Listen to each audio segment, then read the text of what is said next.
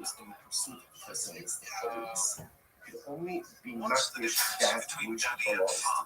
And the Holy Baruch Hu only asks of us to accomplish spiritual things that are in our purpose, in our power, in our spiritual activities. Incredible. Eladamala, so what's the case? Eladamala, the Habigabe Achasbia. This is very interesting. So he says to her, right, so Reuben gives this to the Zohar, the sheep on Tuesday. And he says, okay, keep the sheep with you. We're scheduled to be here tomorrow, right? And just keep it with you until tomorrow. The mitzvah, but if you use the sheep for some reason, if something comes up, you need the sheep, or you need a car money, you need dinner, or whatever it is. I would do a Then, story then for Gemara says, 50% then I give you the right to acquire it. Do you want me to cook for you? That's That's do whatever you want. fine. I'll tell you So one Gemara thing. says this. So therefore, that's the zone. Now again, what's the idea? Why Let's we do fucking pick this? the Besides flavors like that, you it's out there throwing do. That won't believe my story when I put it on We're Reddit. doing this because You're again, gonna remember, read it and this be all like, that's happened not with true because I the love Reddit Rabbi shop. is Shlifa transaction. The idea that's being It is true. happening over And I here put my fucking is karma that at something stake. can only Right. be To destined tell you a story that you weren't there for. when there is a level of Sound off in the transactional comments ease. is it true or So now we false? see that by the You're- Shlifa case, Alright, ultimately we what see do it you by wanna the do? Eslo zone, by the What do we do? Father. Pull. These are like they're That emerges your gets over the favorite. face, Father Pull came in first. place. So by the First, Rothschild, you wanna come have up to with push Kishas are on us. Very interesting. these? So Oh yeah, let's check say, that more fun. I same think. thing. Do you Ruben take gives the Rachel, money Ruben or gives Zona the story? Money or Jeep on money? Tuesday. Story. The Bia is scheduled for Wednesday. On Tuesday, she goes in and she's I've not always fishing. told you She that I'm on concentrates. shop She's being side. offered up as a couple. This is But she's not a fishing. pro shop. So what's the status 50% now of of the the spot is Monday? pro shop. Kevin got Everything Marmara, he does and is the rest right. of the That's Balkan never is gonna Russell The Handel. other 50% Kiman is Daki haters. Russell coming. So do we say that Write essentially comments making because they something look at what extra you're looking at. is This the is a beer equivalent space of I've offering ever it up? seen. In other words, Okay. literally the Gemara He's got, says what is that? that Say meow? I verbally heard a pledging meow. something to a dish is the equivalent of giving it over to a regular person. So therefore, do we say ultimately again that the act of going ahead and dematish it verbally is the equivalent of offering it up? Although my Hashem not trying to be saying English now. In other words, offering it up is offering it up, but being makdish is gone, the animal is gone. Being makdish, ultimately again, it is still here, it's still present. So does she have the ability? What happens if she was makdish it? Again, because I must say, remember Shaila is, in the case that she offered it up on Tuesday, by the time the deal occurs, obviously again, it's gone. It's gone, right? So it can't be called an Eslan Zona because it was no longer in existence at the time of the deal occurred. In this case over here, on Tuesday, she's makdish it. Wednesday, the Bia occurs, and ultimately, so at the time of the Bia, the object is still here. So now the Shaila is, does the object become an Eslan Zona or not? So Marcel, the Kiv Shamid Rabbi Eliezer. So let's say going back, this is Rabbi Eliezer on the top of the desk, right? The Marcel, Rabbi Eliezer, Shekadma Benikli Basa. So remember again, the way Rabbi Eliezer understood the case of the Torah, right? Where she went ahead and she already offered it. It got already that's ordered to be occurred. That's by the Basa. So that's because she offered it up, it's no longer in existence. About it, so low. But from the Eliezer statement over here, that if she was makdish, if the animal was still in existence at the time that the Bia occurred, perhaps the animal would now be called an Eslan Zona. Much the Gemara says, no, the Rabbi Eliezer is fake to me by it. The truth is, this actually, this Shaila is mamish Shaila of Eliezer himself. So the Gemara says, mine.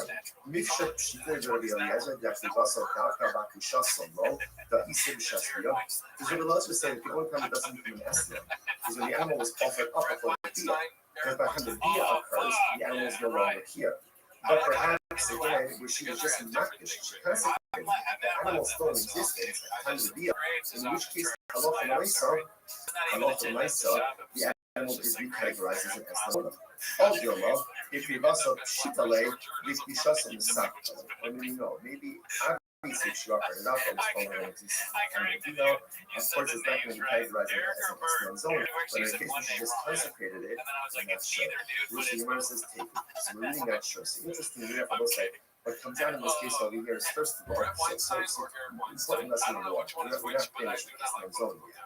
What we do understand is that in order for something to be categorized as an Eslan zone, as a how it's payment, there must be transactional immediacy, which means payment via. If that order is not followed, either payment and delayed via, or via and then payment, ultimately, again, it is not considered to be an Eslan zone. If he deposited an animal with her for payments, now, the via doesn't occur until later on, assuming she has rights in that animal, therefore, she goes ahead and she offers it up, it's a bona fide car. If she's not dished, she consecrates it. And so the animal is still in existence at the time of the via, the next day, what's the status of that animal? That's the case, that's the unknown. Okay, let's analyze it. Go for it. But What's your favorite channel? muscle last Why night. are you looking at So my when he shoes? was saying, the second You research should be was, looking at let's say he has my relations with my her, brain. and then afterwards he Like pays you are her. always So awesome with shoes. so ultimately again, the payment is mutter. When we say it's mutter, it means Yeah, that, used for okay. consequent separate What color is this purposes. couch? Immediately marries the kasha. You don't get I it. don't understand this. The couch The color. Gemara says, or Is it minimum. relevant? Ba'ala You're asking the about my after shoes. Afilu It's Mikhan, blue. Ashalo Shonin What you Esnana should be Us. thinking about. But the Rice says if Ruben has relations with the son, and then he pays her, even 3 years late. 3 years late, some people pay Some all people of the don't know how to bills late. respond to them Right, because so they he feel pays her like, late, right? oh, For this 3 years person's later, bad. it's still They called might the be Harlot right. Maybe I did and something it's still the wrong. Usher. But that And guy I'm not just has going the to stop, I'm not personality. pissed off. Well, Annoying Kasha, so much person of that country is just is important. probably Rice that insane. we Just call like, and he's us living in a the 62 similar, said a that similar if world. he has relations and then Similar payment, world. that's not an So estimate, it's no he's transactional completely insane. use. I Here the love Gemara says that there's listening relations to even if closer other to 3 years later, podcast people shit on ultimately the it is still lifestyle usher. like this. I'm Because not they sound like, I'm not I mean, there's this one Kasha. guy, it's like It's not a Professor contradiction. Dave or something. Hada Amar is Ba'ali Li, is Science. Ba'ali And Li, he just Bitalas, yeah? destroyed Hada Amar is Ba'ali guys. Li, One of them Bitalas. thinks he's like a So listen, this is very interesting. deserves a Ultimately, again, Nobel one, so we're Prize. talking The one other case, one we're talking about a case where it is just says, bad things, have not more relations with popular me on Twitter. for Really this might be the sheep, same. I and honestly he identifies the sheep, versus have relations with me for a sheep. Girashi, the Talazeh, Kokama Diyoyev Lachavi Eslan Yeah, that I know from the two So lazy. ultimately, again, the verse is when he identifies the sheep, it's as if there is transactional Yeah, use. because he was like When writing he something doesn't, to when Elon he doesn't about go ahead Elon, I and just thought you should know as if they're friends identify on the sheep, the website. then ultimately, Your again, there website is is no there's some sort of transactional login issue. I've use. asked for a Alright, so request let's to analyze a little bit more. reset my The other level password, and it's tells just that not coming. my My I inbox. understand. And So then your let's support analyze tells this, me to right? check So my now spam, it's but I don't Wednesday. even Ruben know. goes over to Rothschild. He says, have relations with Zona. He says, have relations with me for this sheep. Now, but yeah, he doesn't pay her for 3 years. 3 years, the halacha is, it has the status of a harlot's payment because there's transactional needs. Just because he identified the sheep doesn't make it hers. In order for it to be hers, what has to happen? The Gemara says, right? Remember, livestock, animals require the sheep, require taking possession. Which the Gemara says, the zone of honest will help them go find the sheep. Okay, so apparently it's actually interesting that ultimately the din of the sheep is only agreed by Jews. So apparently, again, by a non-Jew, they don't need the sheep of the but a zone is not Jewish. So you guys, another possibility is the old number zone is Israelis, so it's talking about Jewish harlots. If you go, they call you the Chassid. Oh, interestingly enough, the sheep is standing in her So chassid. he's gone In which full case, again, homeless cat. ultimately, Yes. this can trust that she requires. Really In a second. You just he's play not the where we are chassid to of watch Bala the the Africa from us on. 24 hours. How come? I think we Well, it's probably like, need to get I was Dan thinking, Miller on. if it's in He's her talking chassid, to Erica Rose. did she acquire it? In other words, he had relations with her. Welcome And to then the well. ultimately, again, then You he were gave part it. of this It's already already. in her chassid. She already acquired it. What are we talking about? I don't know what I'm doing. But You know, in other words, she acquired it before. So this is actually, we defeated this is Big. like the paradigmatic case of Estimate because she's acquiring the sheep even before the Bia, if the sheep is standing in her chassid. Which the Gemara Tzifa is shocking and heavy at It's very interesting. Now, here's the case. So when it comes to the halal, How you watch Brendan Schaub one time is how you watch Brendan Schaub every time. The opposite essentially is like a guided tour. That in other words, he says to Is her, Gooning I'm wearing going a to pay you. shirt? I'm going to pay you for the relations. Right? If I don't pay you money, Oh, make you sure could you check take out the Patreon this and all that sheep. shit. So therefore, she doesn't really acquire the sheep initially.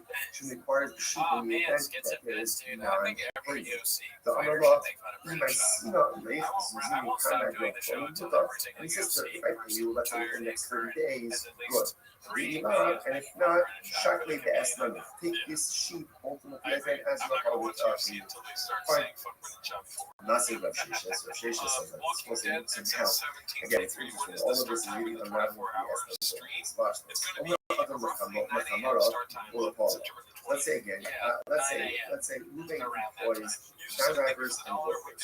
They send out his paying. Now the way ultimately again he's paying them. Now Rashi points out over here. Rashi, these workers are non-Jews or they're Amir artists. They're just unlearned Jews.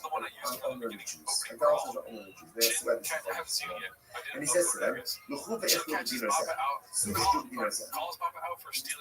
So what's the halacha? The eno choshesh. Okay, so that's important.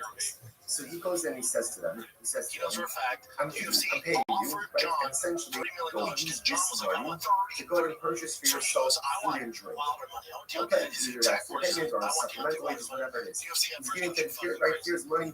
Go and drink, go and eat. So listen, now the person says, the Enochoshi should do this. Enochoshi doesn't have to be worried. Something like this, 60-30.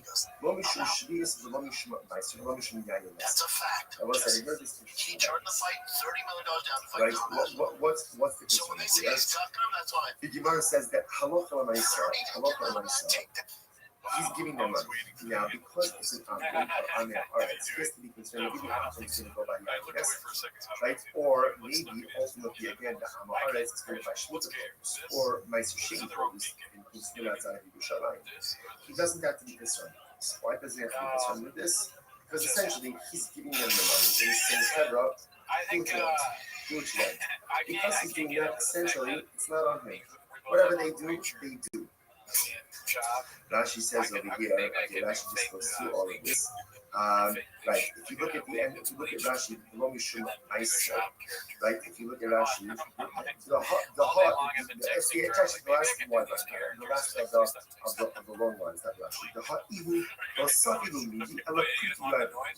we don't, Ruvain is not the one giving them right? Ruvain is giving them money. And it's Chabra, here, this is favorite food, this is favorite food. What they choose to do with that afterwards, essentially, is not on Ruvain. It's not on Ruvain, so therefore, again, no viable. Okay, now what? Sabbath Yom, day 63, the second line, Jim Amalak, says them, Subiyafu, Bani Korea, Su Shtu Bani Korea, he says to the workers, like taxi drivers, go and eat, go and drink, and I'll pay, I'll pick up the tab. Oh, now this is a problem. Then we have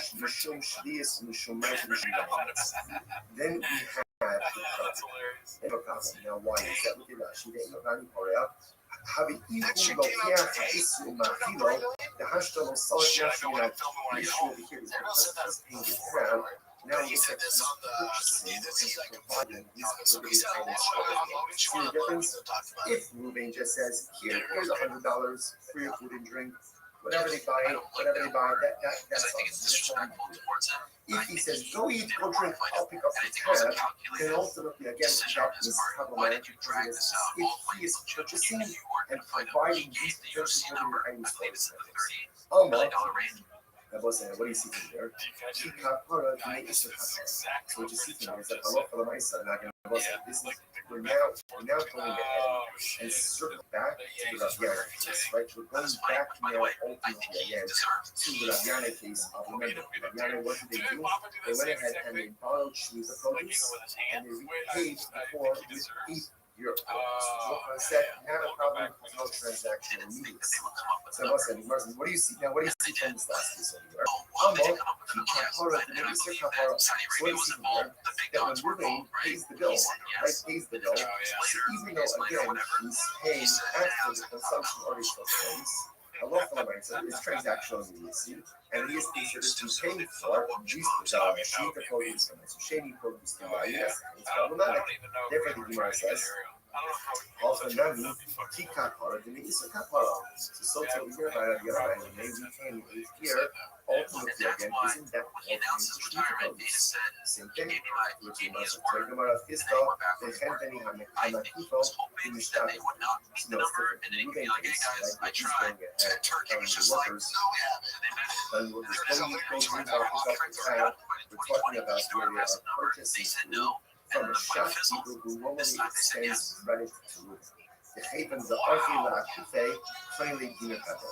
Ultimately, because the shopkeeper normally extends credit to Ruth, ultimately there is transaction. That's how I like it. Literally translated, literally the shopkeeper acquires his money immediately. Look at that just a moment. It's actually right across the the shopkeeper knows that he's going to get him. He regularly extends credit. So that's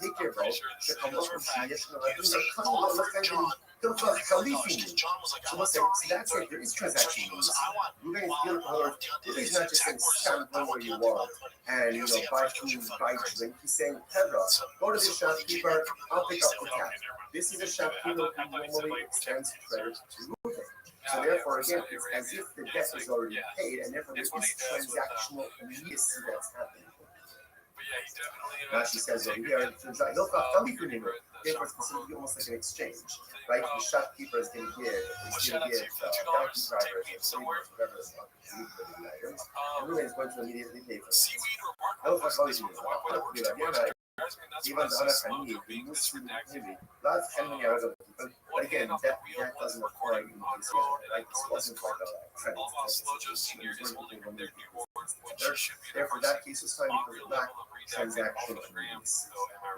Avon, family shame online. Again, using that, even with the same that is what the case, don't even go to an alcohol to tell. But now he's not sending to a shopkeeper who normally extends credit to him.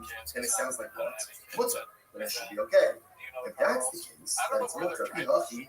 I'm returning to the beginner there. So you should sue the beginner there. If that's the case, then set the price up differently. Instead of making the first case in the case of where Reuben says, here's $100, go out and go into a drink, make it 2 days. What should we do cases be? The Gemara says, when is this so ultimately again that it's prohibited? When is it prohibited for Reuben to say to his brother, go out and go eat and drink, and I'll pick up the tab? That's only with the shopkeeper who extends credit to Reuben, because there's transactional immediacy, and it's as if again the company already has the money for these limited items. About Anthony Shema people, but shopkeeping does not extend. Therefore, that lacks transactional immediacy, and that case should be put. In other words, better for the price to go ahead and highlight 2 cases that are the same, but one detail different, than to highlight 2 dramatically different cases. First, you must know, Anthony Shema people, Milam shopkeeping. What is that? So, even if the shopkeeper doesn't extend credit, is the purchaser not still obligated to the family? Homer the family. The person says to his friend, hey, mother of Tony, leave me on the fussy love. So what happens? Reuben goes, all right, I go with you. Say, Reuben, do me a favor, give him money to give money to shilling. I know my partner will be coming over to you. What's that for? I mean, it's ultimately again my partner becomes encumbered as a guarantor to Marcel. So what is for that? Now again, let's even assume that Reuben and I have no previous relationship. What is striking to me is that how close this post is to go and give something to someone else. And ultimately, again, we're story one because it's very hard for me to turn this on the but I like the story. You know why? You're right. My argument is you're right. At the end of the day, whether the shopkeeper extends credit or doesn't extend credit, doesn't receive credit. You must even the low miyachid shibude low missa. So the rest so what's the difference? If I look at Rashi, Rashi says even though miyachid shibude is a third wide line. Rashi says even though shibude shelo yichei lo miyach mo's the path love kalipa minhu lo missa. Since Reuben did not go ahead and actively set aside money, right? He's telling his workers, go out, go eat and drink, I'll pick up the tab. Since no defined amount of money, right, or no specific money has been set aside for that, therefore, again, that lacks transactional immediacy. Because it does ultimately, again, it should be mutter. It should be mutter. Shelo yichi le'mos the path love chalik b'minu below mitzvah. I'm sorry. The Gemara says, "Elahacha amay choshish." So that's the case ultimately again. So one means to consider that we shouldn't cheese. So the Gemara says, "Oh, no, no, we should be hachal." So ultimately again, we say the Gemara says the Gemara ultimately again, what do we have to be concerned about here? Elahacha amay choshish. We shouldn't cheese. What do you have to be concerned about here? The halacha l'maisa that perhaps again should be versus lo miyachid shibude shechachah lo miyachid shibude. Ultimately again, it's the same thing. Halacha l'maisa. Because no particular money is been designated for those bands, does not show transactional immediacy. What's the case? The case over here is where the Rabbi is advanced the money for the family. Okay, so this changes up. Shaping way, Rabbi is either the family, Chodem Shishalach Etzlo. The Hashtam the Rabbi is partly inserted also. So this changes everything. So the case over here, ultimately, again, when the Rabbi says, that if Reuben says to his workers, go to the company, go to the shopkeeper, eat and drink, whatever you want, it's on me. The case is where already Reuben gave the money to the shopkeeper. So there's no extension of credit. In other words, he has his tab, but it's paid for. Oh, so now that makes sense. Because now that it's paid for already, ultimately, again, if they take what it pays, it's literally like he's supplying them with prohibited items. I'm used to the Shmite, I made up to the So the Gemara says as follows. So Rakana says as follows. So again, all of this is all on this same transaction. Like that's happening. So the Gemara says, I'm not Papa. I'm used to the Shmite, I made up to the Rakana said, I said this whole time. Our stance is that we don't like people coming on video generally, but we're going to have much like Sean, so we've got the Raisa shouldn't read that. He says to his workers, go out and eat, go out and drink, and I will pay. I will pay him since sound like he hasn't paid. Rather, what should it say? You should say, go out and drink, go out and eat, and then I'll settle up. Right? I'll settle up ultimately again with the shopkeeper. Because again, we're saying now the case on here that we prepaid. Right? So you left money with the shopkeeper, and then it's a question of saying, okay, I left you $100. How much did you consume? You're saying, you're right. So you're right. Tony, I'm sorry, I'm like Tony, ultimately, again, halacha l'maisa is you're right. Change the license. The license should be the following way. That halacha l'maisa, Reuben says to his case. Remember, essentially there are two cases in Bryce. Case number one is where Reuben gives his brothers $100. Says, "Come go out and eat, go out and drink." On that case, whatever they do, it's on them. It's not on them. Case two, where the Muslims standing now, is that halacha l'maisa, Reuben prepaid for him. He went ahead and gave $100 to the shopkeeper. He said, my worker is going to come in, let them buy, let them eat, let them drink. Okay? Now the Gemara says that's problematic. You have to be concerned. If they have access now to the prohibited food items, if Reuben is going ahead and supplying the carbon monoxide. The way that price should be is Reuben says to his workers, go out and drink. I need my hashes, and I will settle up ultimately again with the shopkeeper. That's what the Gemara goes on. Okay, looks like we'll stop over here for today. Shkoyach, everyone. What a God. Thanks, Bossy. Message me on Instagram. /tweeties awards during the 24 hours stream. For me, if I buy something like this, I'm like, I text the group chat like, dude. Let's say good morning. It is a graceful sponsorship. I don't even know if I do that. Begin by thanking all of our sponsors for this morning. Sure to thank our annual Talmud sponsor, Tosin Shpach Abayis Yisrael, for dedicating all the Shem Drushos this year. As he supposed to Soros Tovos for all of Israel. Talmud sponsors for the month of Av.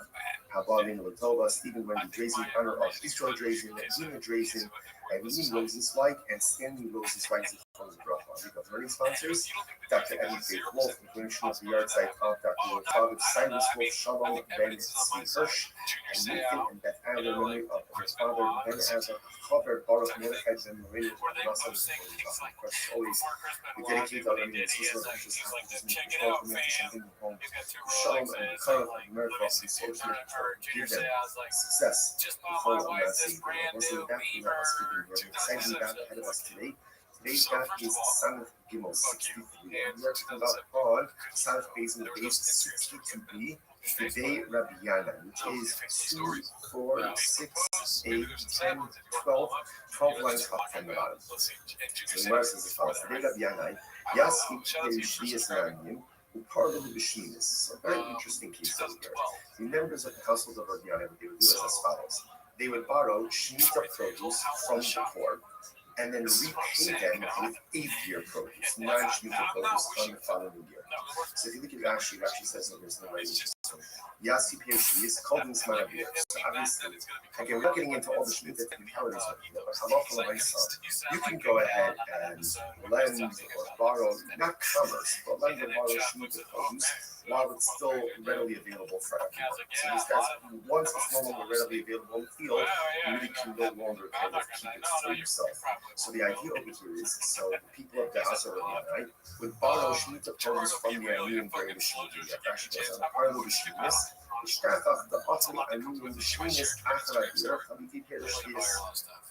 So what ended up happening again is on year number 8, the people of Rabbi's house will repay the onion, ultimately again with this new program was 8 year focus. So Gemara says, so they came and they said, so people mentioned this practice Rabbi something about it, obviously that bothered people to some degree. So they said something to Rabbi Yochanan. Some of the group, Rabbi Yochanan said, yo, this thing often it's perfectly fine. It's perfectly fine. Why? You connect on. Now, I'll say that interestingly enough, look at Rashi. You also know, sorry, just a couple of Rashis. You also know, Rabbi Yochanan said the members of the house of the Yanites are acting totally fine. That's the two things that he shakes up. No, לא הכניס אחד מבחני, לא חליט ממנו, ולא חייב לקדוש השביע very good. We saw yesterday's that already. When you get into an issue of potential commerce with a forbidden item, so sometimes that forbidden identity could fall upon the previously committed item. So for example, the concern over here is, this looks like one is transacting business which need the produce, then even the 8th year produce should ultimately have the same thing, the prohibition. But the Yochanan said it's not really a problem. Why?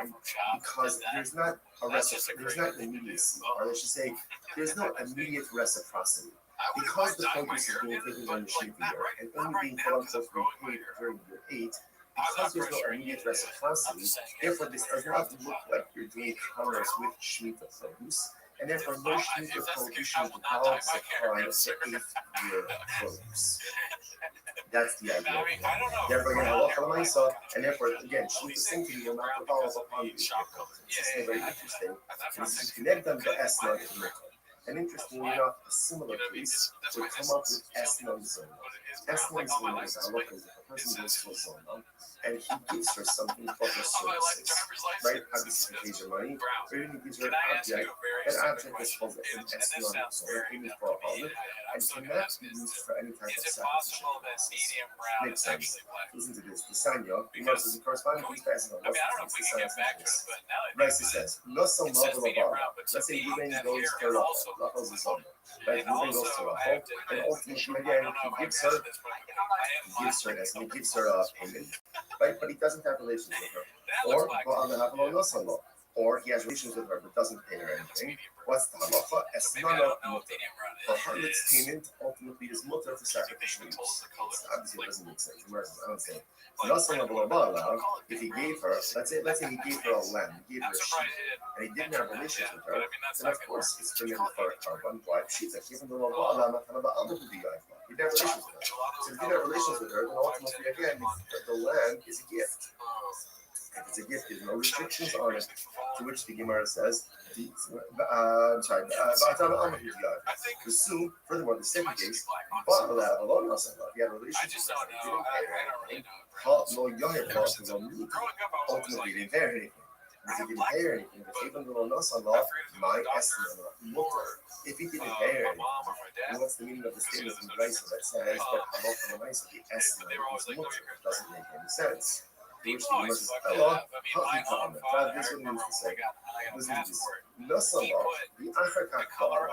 If he gave her, let's say he gave her the sheep, and then only afterwards, in other words, what we're going to tell you this outside. Since we're going to say like this, when does something become an Esna, and Esna is on the part of payment, when there's transactional immediacy. Pays her, relations. Right? Our relations pay. In other words, when there's immediacy, that's when it's an Esna. If there is a lack of transactional immediacy, then the payment does not take on the status of Esna Zona. And what that means practically is that it can be used ultimately, again, let's say for some type of sacrificial or temporal use. So watch this. So there's Elkanah, no Zona, if you give her the sheep, the Acharkach Ba'ala. Now, what does it mean, the Acharkach Ba'ala? Rashi says, Achshav Elo, the Achar's money. He doesn't have relations with her now. Rather, again, sometime later. Now, of course, how exactly do you go ahead and translate immediacy? I think there's some level of common sense. You know, the days of today and have relations for 3 hours. Tomorrow, again, as opposed to payment relations. But Acharkach Ba'ala, that's not a mutter. Ba'ala, the Acharkach Ba'ala, or for that matter, if he has relations with her and then he afterwards pays her, Esnana mutter. In both of these cases, ultimately, again, the S1 is going to be mutter. However, Nasala, the Acharkach, so therefore, both sides, what we're saying is as follows: that essentially, in order for something to be categorized as an S1 zona, there has to be a transactional. Once the transactional release, in other words, payment relations, then the lamb, the sheep, the payment has the status ultimately again of a harvest payment. Now again, just keep track of what's going on here. So remember, the household of Ravianai, they would borrow Shemitah produce for it and pay it ultimately again with free fuel produce. People came to the opening because they felt, I don't know, maybe it was like, oh, it's changed this transaction business with Shemitah produce. So the opener said, no, it's fine. Why? Same idea. There's no transactional immediacy. So because of transactional immediacy, we don't view that if your produce as an exchange, right? Or as something like a payment, ultimately again for the 7th year produce, the produce, and after the 8th year produce remains totally fine. Now the Gemara questions a little bit this essence of this. Not someone the so again, let's go through this, right? Let's go ahead and case it. Right? But we're going to use Rabbi. Gets your sheep. I'm just using the sheep because it's the easiest example. Right? So case your sheep. Right, and then let's say get your sheep on Tuesday, and then on Wednesday he has 18 to 36. So again, based on what we just learned before, that sheep does not have the status of a harvest payment, and therefore is not submitted for constitutional transaction.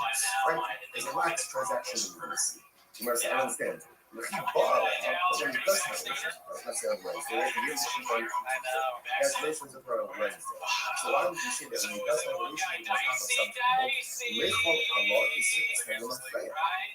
Obviously, I understand. When he gives you the sheep, it can't be labeled as testimony from Allah because he has relations with her. And when he does have relations with her on Wednesday, then retroactively, the designation of the sheep as a harvest payment should evolve upon the sheep retroactively. And therefore, the sheep should be categorized as an Eslam Sona already as of Tuesday. Rabbi Rothschild says it's very interesting. What's the case? She should come up and make us. This is very interesting.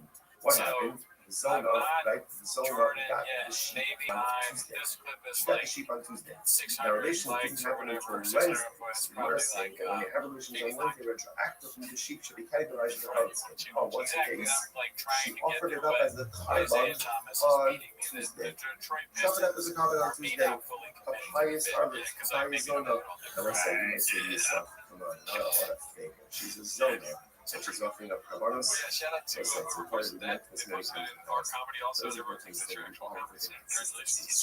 And we all live within contradictions. And in certain respects, we're not talking about and in certain respects, I'm Russia. And there are things in my life that I do very well, and there are things in my life that I do very poorly, and there are things that I don't do very well. The things that I don't do well, or do poorly, or don't do at all, are Hashem. Don't take away from the things that I do well, and that I'm righteous. Yiddish is not a pleasant thing. You can be righteous in some areas and morally bankrupt in others. Now, obviously, that's not the goal, right? The goal is to have a certain level of harmonious spirituality and righteousness in all areas of my life. And most of us are not there. But sometimes we feel hypocritical. Sometimes we feel like a fake because here, I'm learning Torah, but I'm doing this. I'm giving stuff out, but I'm doing this. I'm chesed, but I'm doing this. Right, it is hypocritical. It is more contradictory. But welcome to the nature of the human condition. All of the hypocrisy, all of the contradictions, such is the nature of life. But it is important for us not to lose faith in ourselves. And even though the zona is a zona, so she also brings kabbalas. You know what? I guarantee you, those kabbalas are a reach mikolach to HaKadosh. It's a pleasing aroma. Because at the end of the day, no one knows our inner contradictions and struggles more than our And when we still push forward to do good, despite what the things that are broken, sometimes that's the pinnacle of human accomplishment. In any event, so the Zona offered up the harvest. By the time relations occurred on Wednesday, the animal was already gone. She already offered it up. So the Gemara says, okay, let's unpack this. Let's unpack this. Okay. What's the case? If he said to the Zona, gives her the lamb on Tuesday, and says, this is yours as of today. Right? Acquire this as of today. right? Then halacha is pshita the sharila, right? The halasa b'shastia umatana ba'amudiya. So then obviously it's more tougher, right? Because she has title to it. It can't be categorized as an esrog on Tuesday because they didn't have relations yet. So essentially, he gave her a gift, and therefore she has every right to offer it up. However, the italo amalakanud in the akshav is enough in the This is very interesting. But if he did not give her permission to acquire it as of now, right? If he was not explicit and said, if he didn't say to her, this is your animal as of now, as of Tuesday, right? They're scheduled for relations on Wednesday. So what does it mean? So he gives it to her, it's just on Tuesday, okay, we're gonna have relations tomorrow. And that's the case. If he doesn't tell her to acquire it, it's not hers. It's not hers. And if it's not hers, how could you have put up as a part of it? After all, which is based on Kodesh Amrachman. The Torah says, if a person will consecrate his home, this is talking about an erech, valuation. Right, so we'll go ahead and consecrate his home. Amrachman, my base of Rishuso, just like your home, you own it. At Kodesh Rishuso, so to be owned, you consecrate, whether it's consecrate or whether it's offer up. Is something that you own. In other words, if she doesn't own it on Tuesday, then how could you offer it up as a part of it? You know, you can only be makdish something that is yours. Which means, in the realm of personal growth, this Baruch only asks of us what we're able to do.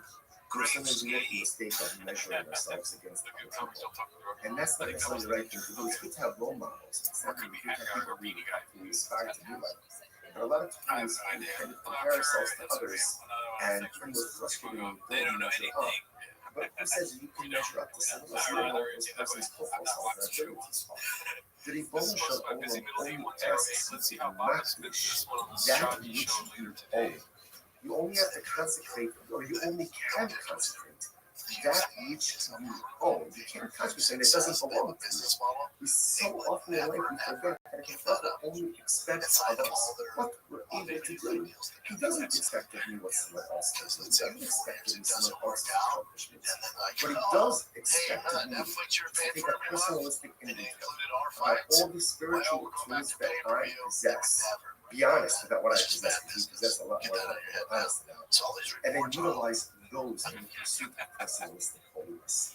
You only do not give that which belongs to you. And HaKadosh Baruch Hu only asks of us to accomplish spiritual things that are within our purview, in our power, within our spiritual toolbox. Incredible. Al-Damra, so what's the case? Al-Damra, the Hadikabe, Achasbiya. This is very interesting. So he says to her, right, so we're going to give this to the son of the sheep on Tuesday. And he says, okay, keep the sheep with you. We're scheduled to be here tomorrow, right? And just keep it with you until tomorrow. Be mitzvah, but if you need the sheep for some reason, let's say something comes up, you need the sheep, or you need a car money, you need the whatever it is, then Gemara says, then I give you the right to acquire it. So it's interesting how the tendency is fine. So the Gemara says this. So everyone says that's the zoning. Now again, what's the idea? Why are we doing this? Besides that, the story and that's interesting. We're doing this because again, remember, this all happened with the Rabbi with this Shmita transaction. The idea that's kind of happening over here is that something can only be invested in prohibited status when there is a level of transactional use. So now we see that by the Shmita case, and ultimately we see it by the estimate by the Parliament case. Let me just get further into this Parliament case. So by the Rothschild, come a big Kishas on that. So let's say, same thing, Ruben gives Rothschild, Ruben gives Zoma the sheep on Tuesday. The Vita is scheduled for Wednesday. On Tuesday, she goes in and she's makdish. She consecrates it. She didn't offer it up as a carbon, but she's makdish. So what's the status now here on the money?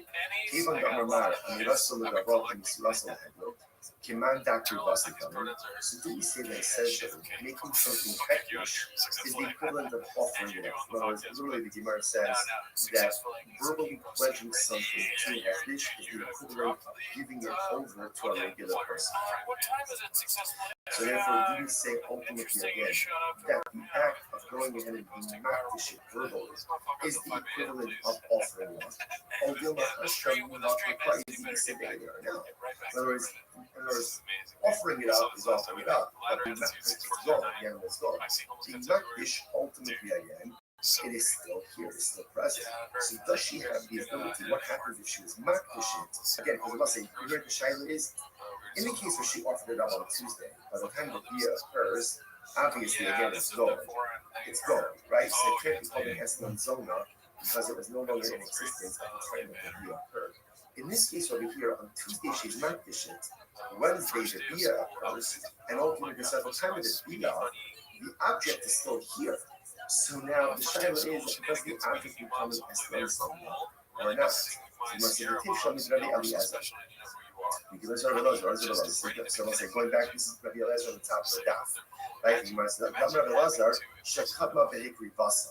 So remember again, the way Rabbi Eliezer understood the case of the eslan zona, right, is where she went ahead and she already offered it. Right? She offered it up already by the time that the occurred. That's the hikri vasa. So that's because she offered it up, it's no longer in existence. About hikri shasol, low. But from Rabbi Elazar's statement over here, that if she was makdishit, if the animal was still in existence at the time that the bia occurred, perhaps the animal would now be called an eslan zona. Much the Gemara says, no, the Rabbi Elazar is fake to me by it. The truth is, this shaila is mamish a shaila of Rabbi Elazar himself. So the Gemara says, man, mifsha pshita Rabbi Eliezer, that bivasa davka b'isha solo, the isa b'shasbia. Because Rabbi Elazar said that the only time it doesn't become eslan is when the animal was offered up before the bia. Because by the time the bia occurs, the animal is no longer here. But perhaps again, where she was just makdish, she consecrated it. The animal is still in existence at the time of the bia, in which case halacha l'maisa, the animal is recategorized as an eslan zona. All Dilma, Hikrivasa Pshitale, Vikdishasa the Sap. I mean, maybe obviously she offered it up and it's already existing at the time of the bia. Of course, it's not going to categorize it as an eslan zona. But in a case where she just consecrated it, we're not sure. To which the Gemara says, take it. So we're really not sure. So interestingly enough, I will say, what comes out in this case over here is, first of all, so important lesson number one. We're not finished with eslan zona. So what we do understand is that in order for something to be categorized as an eslan zona, as a part of this payment, there must be transactional activities, which means payment, bia. If that order is not followed, either payment and delayed bia, or bia and then payment, ultimately, again, it is not considered to be an eslan zona. If he deposits an animal for payments, now it doesn't occur until later on. Assuming she has rights in that animal, therefore she offers it up as a bona fide carver. If she's makdishit, she consecrates it. And so the animal is still in existence at the time of the bia. The next day, what's the status of that animal? That's the thing. That's analyzed.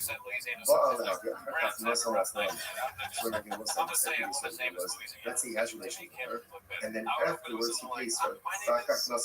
So ultimately, again, the payment is much. And we say it's much for purposes. Or immediately, where is the Hesha? I don't understand this. Gemara says, or immediately.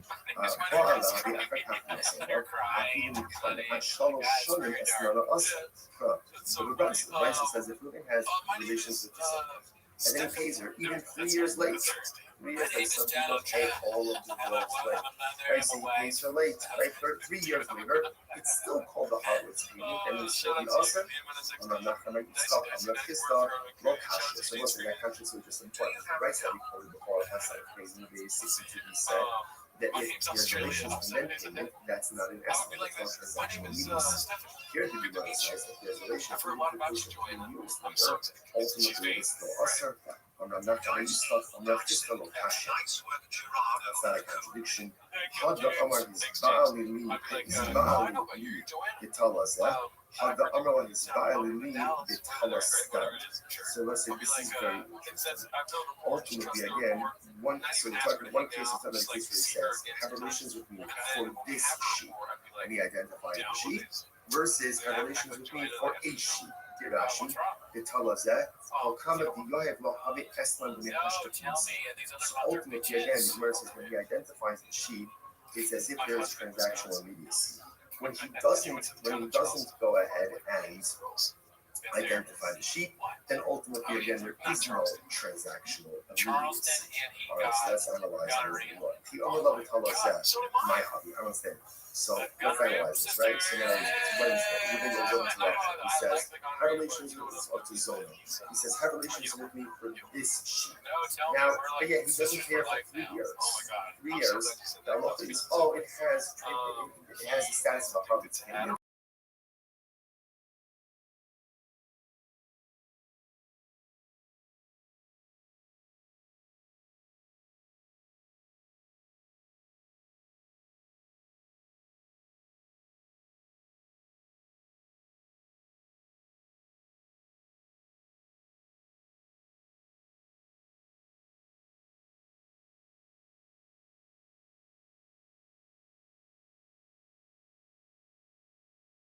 Another possibility is the old one is already Israelis. Now it's talking about a Jewish harvest. If you go, the coin the chatzir.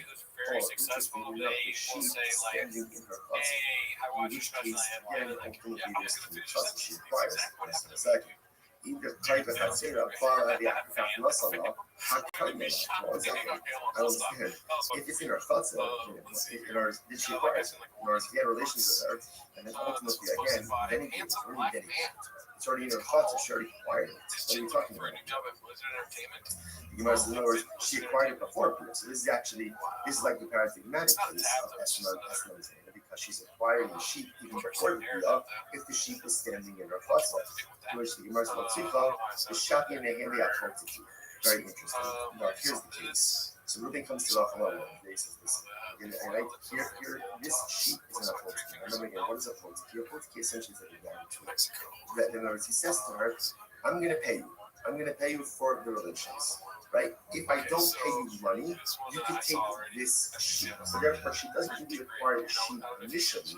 She acquires the sheep in the event that there is non-payment. The Amrullah, and he says, if I pay you, let's say within the next 30 days, good. The Ilah, and if not, Shakli the Esman, take this sheep, ultimately, again, as you know, with payment. Fine.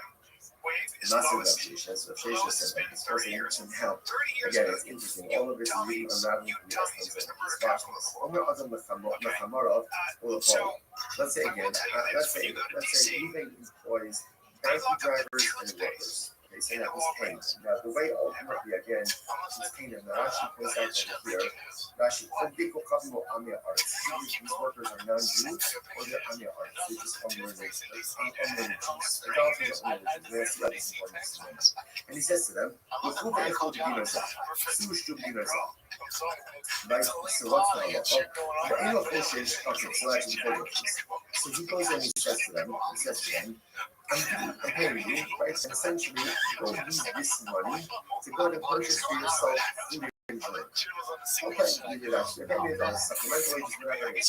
He's getting to get right, here's money, go and drink, go and eat. So let's say, now he says, you know, she do this. She doesn't have to be worried. So if you want to base 60 degrees, lo mishum shvius, lo mishum abbas, lo mishum yayim. That's crazy. And what's interesting about this? We've seen him do it before, so I don't know. Right? What's the concern here? The Gemara says that halacha l'maisa,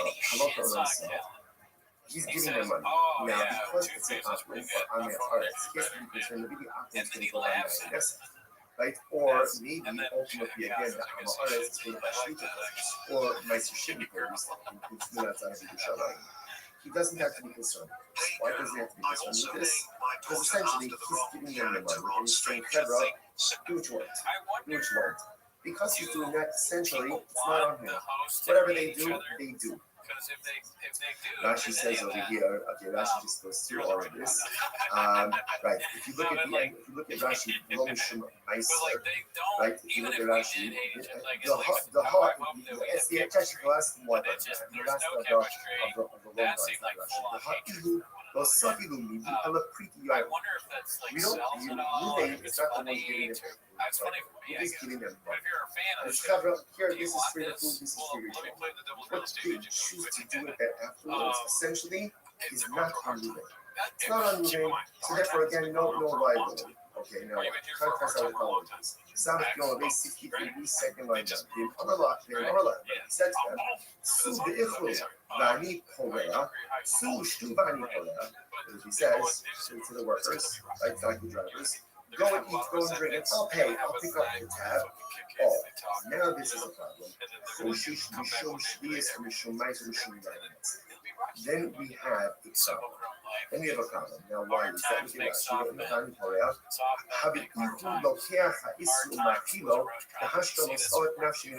The issue over here is because he's paying the tab. Now it's like he's purchasing and providing these prohibited items for his workers. You see the difference? If Ruvain just says, here's $100 for your food and drink, whatever they buy, that's on them. If he says, go eat, go drink, I'll pick up the tab, then ultimately, again, that is problematic because it is, if he is purchasing and providing these potential prohibited items for his workers. Alma, I was saying, what do you see from there? So what you see from there is that Allah for the Maisa, I'm not going to say, this is, we're now going ahead and circling back to the Rabbi case, right? We're going back now ultimately again to the Rabbi case. Remember, Rabbi, what did they do? They went ahead and they borrowed the produce and they repaid the poor with $8 produce. Therefore, said, not a problem, no transactional needs. So listen, what do you see now? What do you see from this last piece over there? Amo, kapara, the Isra kapara. So what do you see from there? That when Ruvain pays the bill, pays the bill, so even though again he's paying after the consumption already took place, so there is transactional needs, and he is considered to be paying for these Shemitah produce, the Sheni produce, the it's problematic. Therefore, the Gemara says, Al-Hanami, Kikapara, the Isra kapara. So it's over here by Rabbi Yonah, and when they became an 8th year, ultimately again, isn't that ultimately Shemitah produce? Same thing. So it's here. So take Gemara Pistol, Bechenteni Hamakito, in the Mistabet. So no, it's different. In the Ruvain case, right, where he's going ahead and telling the workers, go drink, I'll pick up the tab. We're talking about where they are purchasing food from a shopkeeper who normally extends credit to them. The ultimately, because the shopkeeper normally extends credit to Ruvain, ultimately there is transaction. You see that's happening right here. Literally translated, the shopkeeper acquires his money immediately. Look at that just a moment. Today's sponsor is Aura. Do something with the cash. The shopkeeper knows Sure, what and I'm he's gonna have you regularly Google my name. extends credit. Let's see what comes. So that's it. There is transaction needs. Ruvain is dealing, in other words, Ruvain is not just saying stop going where you want and buy food, buy drink. He's saying, Pedro, go to the shopkeeper, I'll pick up the tab. This is a shopkeeper who normally extends credit to Ruvain. So therefore, again, it's as if the debt is already paid, and therefore there is transactional immediacy that's happening. Rashi says over here, therefore specifically almost like an exchange, right? The shopkeeper is going to give donkey drivers and laborers, whatever. Everyone's going to immediately pay for that. Those are hard to do.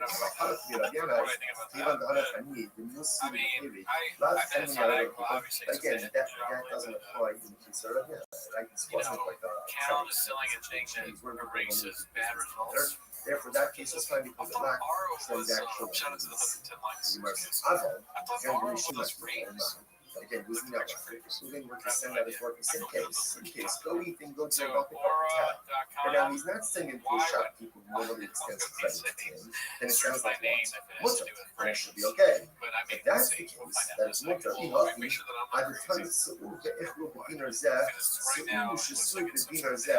If that's the case, then the second price up differently. Instead of making the first case of the price up, the case of where Ruvain says, here's $100, go out and go eat and go drink. Make it two different cases. What should the two cases be? When is this so ultimately again that it's prohibited? When is it prohibited for Ruvain to say to his workers, go out and go eat and drink, and I'll pick up the tab? That's only when the shopkeeper who extends credit to Ruvain. Because there's transactional immediacy, and it's as if again the company already has the money to pay for the prohibited items. How about The shopkeeper does not extend credit. Therefore, that lacks transactional immediacy, and that case should be fought. In other words, better for the Bryce to go ahead and highlight two cases that are the same, but one detail different, than to highlight two dramatically different cases. Here's the rest of the old. Or is that true? Even if the shopkeeper doesn't extend credit, is the purchaser not still obligated to defend any dollar Homer the Chavela. The person says to his friend, Tain one of the phone, leave me from the fussing love. So what happens? Right, Ruvain goes, right, I go say, Ruvain, do me a favor, give him money to Shimon, and all of my property will become encumbered to you. What's that? Ultimately, again, my property becomes encumbered as a guarantor. The Gemara says, so what do you see from here? Now, again, let's even assume that Reuben and I have no previous relationship. What do you see from here? When you ask someone to go and do something to someone else, and ultimately, again, I remember last week I said that those two guys were my dads. Seems too much about right. You're right. You're right. At the end of the day, whether the shopkeeper extends credit or doesn't extend credit doesn't necessarily make even the low miyaki today, low miss. So what's the difference? Rashi says, "Even though miyachet shibudei, it will actually third wide one." Rashi says, "You're not shibudei. Shelo yichei lo miyad moos ach chalifa mihu. Since Reuben did not go ahead and actually set aside money, right? He's telling his workers, go out, go eat and drink. Since no defined amount of money, right, or no specific money, so I can set aside for that. Therefore, again, that lacks transactional immediacy. Because it does ultimately, again, it should be mutter. It should be mutter. Shelo yichei le'mos lekach lav chalifa mihu v'lo mitzvah. I'm sorry. Gemara says, "Elahacha ma'achish." So that's the case ultimately again. So what do we need to be concerned with that? We shouldn't be. So Gemara says, "Oh, no, we actually should be happy." So ultimately, again, he says, ultimately again, what do you have to be concerned about over here? Elahacha ma'achish. We should be. What do you have to be concerned about over here? The halacha ma'isa. That perhaps again should be versus Miyaki should be Ultimately again the same thing. Because no particular monies have been designated for advance, it does not create transaction. Is going to get no what's the case? The case over here is where the Rabbi is advanced the money. Okay, so this changes everything. Look at that. Shaved him low. Rabbi is zero the family. Told them to shut off Etzlo. Kahashtam the Rabbi is copy insert. So this changes everything. So in the case of the year, ultimately, again, when the Bryce says that if Reuben says to his workers, go to the company, go to the shopkeeper, eat and drink, whatever you want, it's on me. The case is where already Reuben gave the money to the shopkeeper. So there's no extension of credit. In other words, he has a tab, but it's paid for. Oh, so now that makes sense. Because now that it's paid for already, ultimately, again, if they take limited things, it's literally like he's supplying them with limited items. I know, on these sort of shit, they come up to the so the Gemara says as follows. So again, all of this is all in the same realm of transactional needs. Like that's happening. So the Gemara says, I'm sorry, I'm reading the Shmeitik Hamid Rav Shalom now. I said this paper in front of Rav Siddiq of Nardo. And what happened? Amalei, he hushed me at the 20 Su'u Su'u Shesu Bani Korea. That's the case. The price shouldn't be that he says to his workers, go out and eat, go out and drink, and I will pay. I will pay with himself if he hasn't paid. Now, what should it say? You should say, go out and drink, go out and eat, and then I'll settle up. Like, I'll settle up ultimately again with the shopkeeper. Because again, we're saying that in case of years where you didn't prepay, right? So you left money with the shopkeeper, then it's a question of saying, okay, I left you $100. How much should you consume? So which thing was, oh no, you're right. So you're right. Tani, ultimately, again, halacha says you're right, change the rice to read the rice should really be the following way.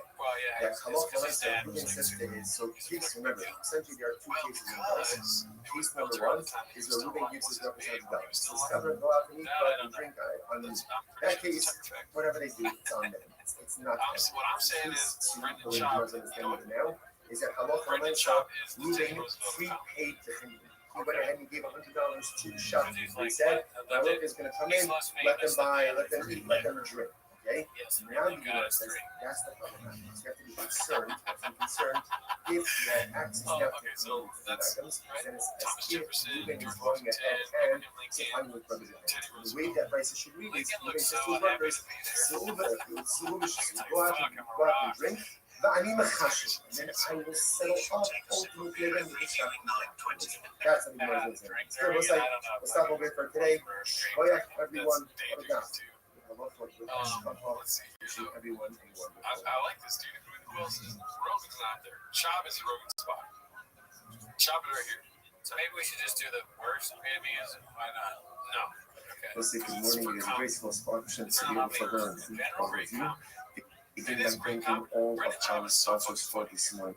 Be sure to thank our annual Talmud Torah sponsors, also Mishpacha Eretz Yisrael, for dedicating all the Shuman Drushos this year as a sukkos for Besoros Tovos for all of Yisrael. Our Talmud Torah sponsors for the month of Av, Habalin Latova, Stephen Wendy Drazen, in honor of Israel Drazen, Dina Drazen, Eileen Rosenzweig, and Stanley Rosenzweig from the Authority sponsors, Dr. Edmund K. Wolf, the donation of the yard site of Dr. Wolf's father, Silas Wolf, Shalom, Ben Tzvi Hirsch, and Nathan and the family memory of their father, Ben Abba, Chover, Baruch, Mordechai, Ben Moreno, Nelson, and of course, always we dedicate our learning in this Israel, and just have to just make the spell for me after Shalom, the Shalom and the Karov and the Merit of the soldiers to give them success. The whole Nasi, and also with that, we have an exciting daf ahead of us today. Today's daf is Sanat Gimel 63, and you have to knock on Sanat base 62b. Today, Rabbi Yana, which is 2, 4, 6, 8, 10, 12 lines up from the line. So Gemara says the following: Rabbi Yana, Yas ite Shvius Mandim, Parlu B'Shvius. Very interesting piece over here. The members of the Gospel of Rabbi Yana were as follows: they will borrow Shemitah produce from the poor, and then repay them with 8-year produce, non-Shemitah produce on the following year. So if you look at Rashi, it actually says what it is. Yas ite Shvius called these Mandim. So obviously, again, without getting into all the Shemitah technicalities of it, but halacha l'maisa, you can go ahead and lend or borrow, not commerce, but lend or borrow Shemitah produce while it's still readily available for everyone. So that's once it's no longer readily available in the field, you really can no longer kind of keep it for yourself. So the idea over here is, so the people of the house of Rabbi would borrow Shemitah produce from the Aniyim during the Shemitah year. Actually, as part of the Shemitah, the Shtachach, the Achi, Aniyim, Shemitah, Achar, Jurek, and compare the Shemitah. So what ends up happening again is on year number 8, the people of Rabbi also repaid the Aniyim. Ultimately, again, with new produce, 8-year produce. The Gemara says, I'm ready to Rabbi Yochanan. So they came and they said, so people mention this practice Rabbi Yochanan. It's something about it, obviously, that Rabbi people to some degree. So they said something to Rabbi Yochanan. I'm a little, Rabbi Yochanan said, yeah, this thing often is perfectly fine. It's perfectly fine, right? Yet, interestingly enough, look at Rashi, you obviously have to start do a couple of Rashis. You also know, the Yochanan said, the members of the house of the Yana are actually put on the phone. Rashi says, the thing that we shut up, no hub turn off the end. So if you say, turn the honey, love how you can live, and how you can be such a we saw this with that already. When you get into an issue of potential commerce with a forbidden item, so sometimes that forbidden identity can call upon activities to commit. So, for example, the concern over here is, this looks like one is transaction business which means the produce. that even the 8th-year produce should ultimately have the same thing, the prohibition. But no one said it's not really a problem. Why? Because there's not a there's not immediacy, or let's just say there's no immediate reciprocity. Because the produce is being taken in the sheep and only being quote unquote repaid during the eight, because there's no immediate reciprocity, therefore this does not look like you're doing commerce with Shemitah produce, and therefore no Shemitah prohibition devolves on the 8th-year produce. That's the idea. Therefore, again, and therefore, again, Shemitah sanctity will not devolve upon the 8th-year produce. This is very interesting. And this is connect them to Esna and Mutter. And interestingly enough, similar piece would come up with Esna Zone. Esna Zone is developed when the person goes to a circle and he gives her something for her services. Right? How this is a piece of money. Or even gives her an object. That object is called an Esna Zone, payment for a harlot, and cannot be used for any type of sacrificial purposes. Makes sense. Listen to this. The Sanya, Moses is a corresponding piece to Esna. What's the case? The Sanya is right, it says, let's say Reuben goes to Rachel. Right, Reuben goes to Rachel, and ultimately, again, he gives her this, and he gives her payment, right? But he doesn't have relations with her. Or he has relations with her but doesn't pay her anything. What's the halacha? Esrana mutter. For harlot's payment, ultimately, is mutter to sacrificial needs. Obviously, it doesn't make sense. If he gave her, let's say he gave her a lamb, he gave her a sheep, and he didn't have relations with her, then of course it's permitted for a wife sheep. He didn't have relations with her. So if he didn't have relations with her, then ultimately again, the lamb is a gift. If it's a gift, there's no restrictions on it. To which the Gemara says, the soup, furthermore, the second case, he had relations with her, he didn't pay her anything. Ultimately, he didn't pay her anything. And if he didn't pay her anything, if he didn't pay her anything, then what's the meaning of the statement in Rice that says that's how often Rice is estimate is mutter? Doesn't make any sense. To which the Gemara says, Allah, God, this one means to say, listen to this. If he gave her, let's say he gave her the sheep, and then only afterwards, in other words, let me tell you this piece outside. Certainly, what's going to say like this? When does someone become an harvest payments? When there's transactional immediacy. Hazer, relations, right? Our relations pay. In other words, when there's immediacy, that's when it's estimate. If there is a lack of transactional immediacy, then the payment does not take on the status of estimate zone. And what that means practically is that it can be used ultimately, again, let's say, for some type of sacrificial or temple use. So watch this. It's the most eloquent. If you gave her the sheep, the African bar. Now, what does it mean? I swear to God, she goes like this. Rashi says, Achshav, hello, he doesn't have relations with her. But again, sometime later, now, of course, how exactly do you know that? And translate immediacy, I think there's some more conversation. So, the today and have relations for 3 hours. Tomorrow, again, as opposed to payment, relations. But it's not a mutter. Or for that matter, he has relations with her. And then he that's none of them. In both of these cases, ultimately, again, that's not going to work. However, Nasala, the Africa, therefore, I will say, so what we're saying is as follows: that essentially, in order for something to be categorized as an estimate, there has to be transactional. The girl saying that is saying once it's transactional immediacy, in other words, payment relations, then the land, the sheep, the payment, has the status ultimately again of and then shouldn't embarrass Brian. Keep track of what's going on here. So remember, the household of Robiana, they would borrow sheep of produce from the store and pay it ultimately again with sheep of produce. Two things that we have because the self-analytic makes that a little bit dangerous. Sheep of produce. So you're going to say, no, it's fine. Why? Same idea. There's no transactional immediacy. Because of transactional immediacy, we don't view that your produce as an exchange, right? Or as somehow the payment ultimately again is 7 year produce, sheep of produce, and therefore the 8 year produce remains 10 years. Fine. Now the Gemara question is a little bit this testing piece. So again, let's go through this, right? Let's goes ahead and paste it. Okay, we're going to use Rothschild. He gives her a sheep. I'm just using the sheep because it's the easiest example ultimately. decide what sheep Is that not right? okay? So he pays your sheep. Yeah, Right? it's And an then let's say asshole he thing gives to your do. sheep on Be like mad about that. Tuesday. Wait, And then no. on Well, Wednesday, here's the he has thing. relations. You're acting like So she again, was based saying, on what like, just owns the I'm farm, cute. that sheep does not have the status of a partner. And therefore is not forbidden for consecrated First of all, temples. I Right? don't even think There's she a lax was. transactional You use. know that. You She must was understand. He bought it, but when he does have relations, let's say on Wednesday, right? He gave the sheep My on girlfriend now is what he said. He has She said, relations with let's her on talk. He Wednesday. was already So doing why his would we say that when he does have relations with on top of something, right? little Allah dance. obviously, I understand. He gives it the sheep, can't be And then to labeled save as herself, she said that, but she said it in a way that Brian didn't like. So he does have relations with her on Wednesday. Then retroactively, the designation of the sheep as If a she harvest said it in a payment way that's should douchey, devolve upon the sheep yes, but I just, retroactively. that's like, you gotta be And therefore the crazy. sheep should be to say it categorized like that. as an And excellent I zone don't already blame the as child of for Tuesday. doing it, but that is a The little laws of stupid. that's very interesting. So what's the case?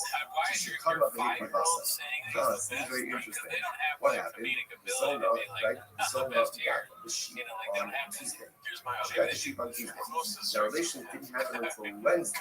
You're saying that when they have relations on Wednesday, retroactively, the sheep should be categorized as a harvest. But Oh, a what's kid the saying that, case? dude, guess what? She It's not offered it breaking up as a news, dude. carbon The kid's gonna be a kid, on dog. You know the Tuesday. fucking breakdown, Shut it up as a everything's carbon on expensive. Tuesday. No, you're right. It's like, A dude, pious he's gonna say shit harvest, like that. pious zona. That's true. You know Now what I let's say mean? you might Yeah. say to yourself, come on, Yeah, what you're I right. want. Actually, I agree. She's Gonna put a a sharpie in zona, my ass. and she's offering up You're gonna kavanas. sit there on a podcast Let's talking say about how part well of he's the done, put a sharpie in his ass for the fucking weekend. So is it worth And I know where he's going. Like, look at me now, mom. I'm in your basement doing a podcast about put a job. And that was when you were 35. In certain respects, I'm eccentric. In certain No, I mean, respects, I actually, now that you said that, I know you're doing it, but now I kind of agree. Yeah, it's ridiculous to talk about a kid like that. Brian is wrong twice, and he's the one who's wrong twice. He's wrong about the woman, and he's that I wrong to don't be like do all well mad that or do poorly or don't do Chad's at kids all and he was are good at Hashem. sports. Don't And then take away from comparing the him to his things girlfriend, that I that's do a little well weird. and that I'm righteous. That's a little strange. Yiddishkeit is not all Yeah, what you're talking about your son, that reminds me of the time was one that I was having sex and with. morally bankrupt in that area. Now, obviously, that's not the goal, right? The goal is to have a certain level of harmonious spirituality and righteousness in all areas It's of like, my life. And most of us I just think sometimes we feel hypocritical.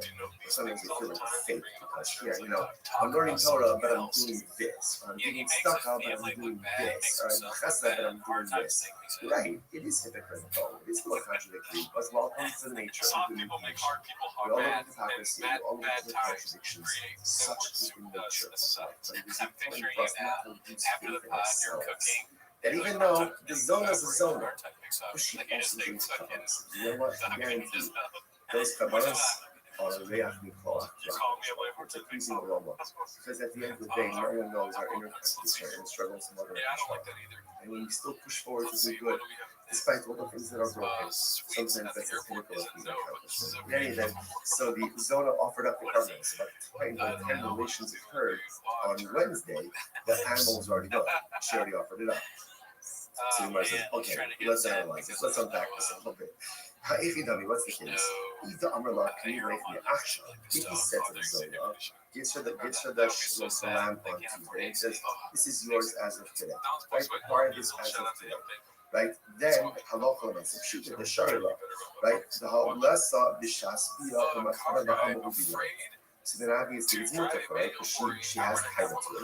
It can't be categorized as an esla on Tuesday because they didn't have relations, right? So essentially, he gave her a gift. She has every right to offer it up. However, the law on the left in the action is not very interesting.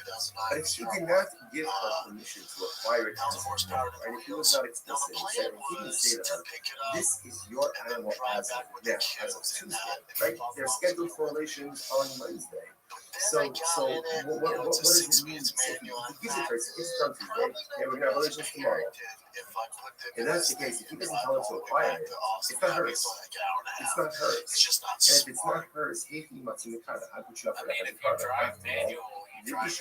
Which is based on published Amrahman. So it says, if a person will consecrate his home, this is talking about the evaluation.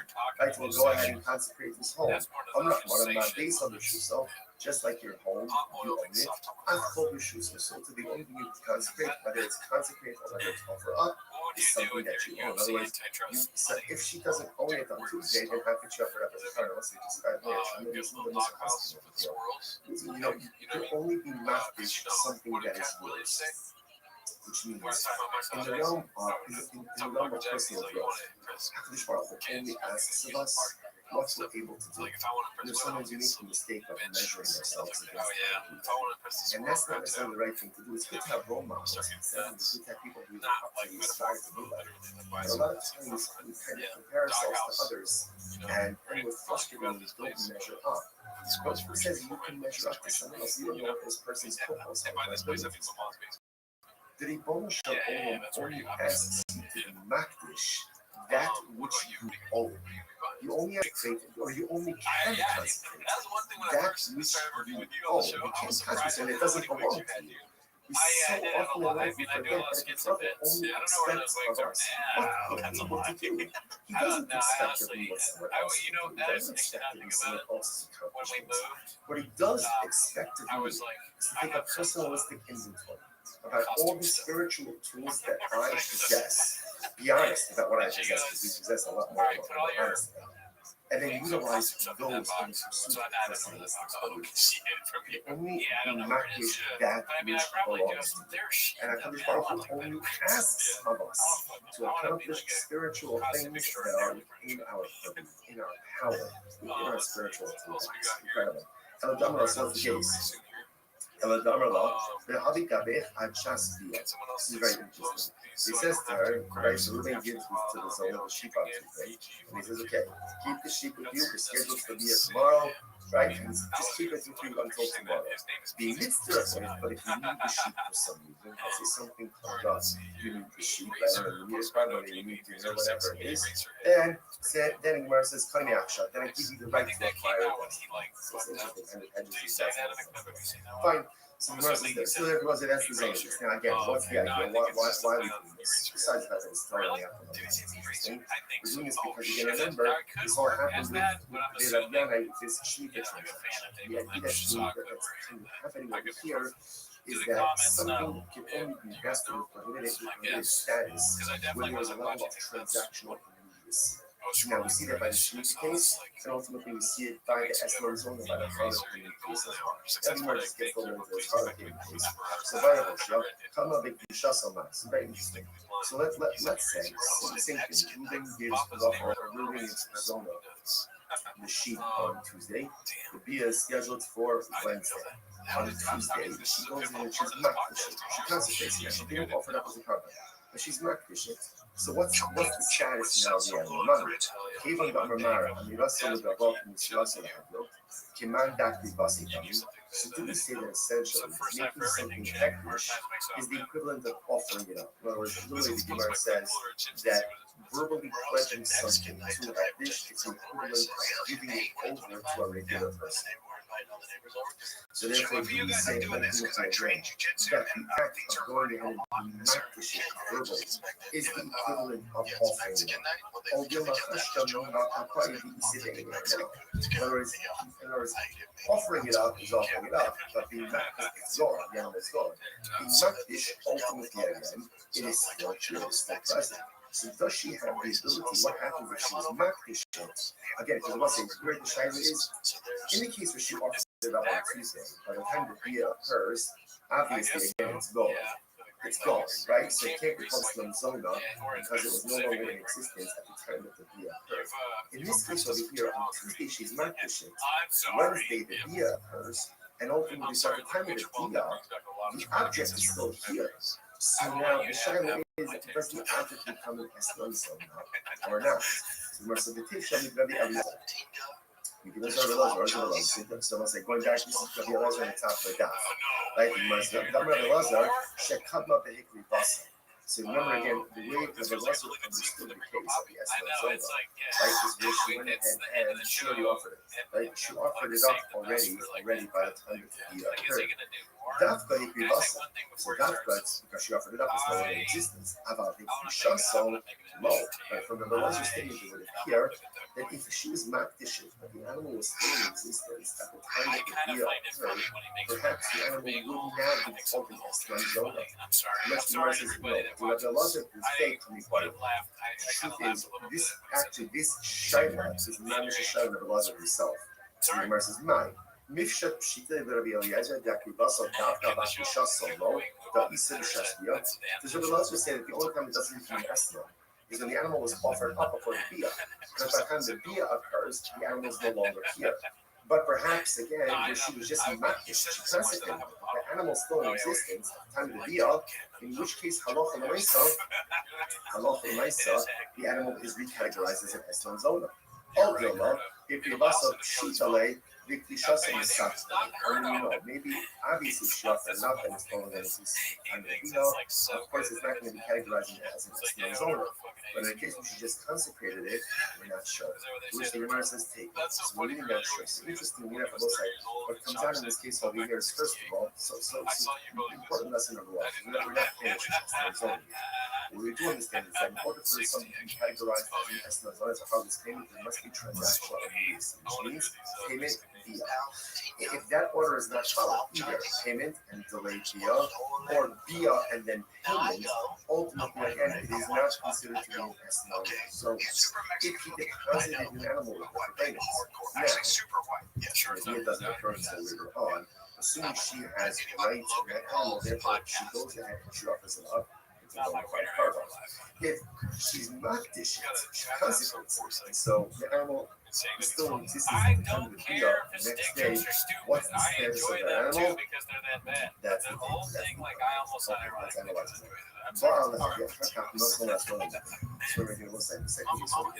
Let's say he has relations with her, and then afterwards he pays her. So ultimately, again, the payment is mutter. When I say it's mutter, it means it can be used for consecrated purposes. Or meaning, Gemara is the kasha. I don't understand this. Gemara says, or meaning,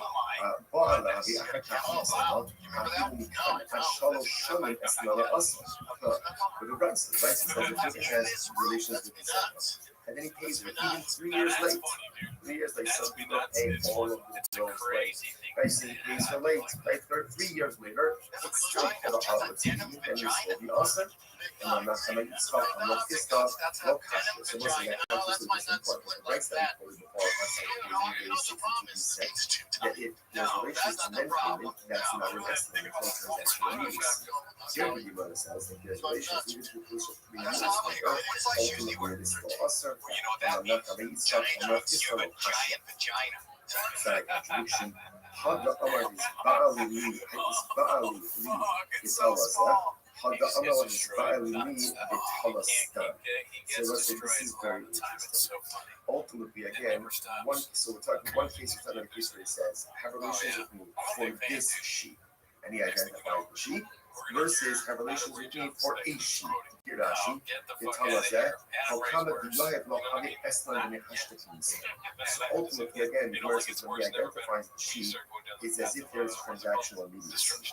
When he doesn't go ahead and identify the sheep, then ultimately, again, there is no transactional immediacy. All right, so let's analyze a little bit more. People love to tell us that. My hobby, I understand. So let's analyze this, right? So now it's Wednesday. Ruben goes over to Rothschild. He says, have relations with me for Zona. He says, have relations with me for this sheep. Now, again, he doesn't pay her for 3 years. 3 years, the halacha is, it has the status of a harvest payment because there's transactional immediacy.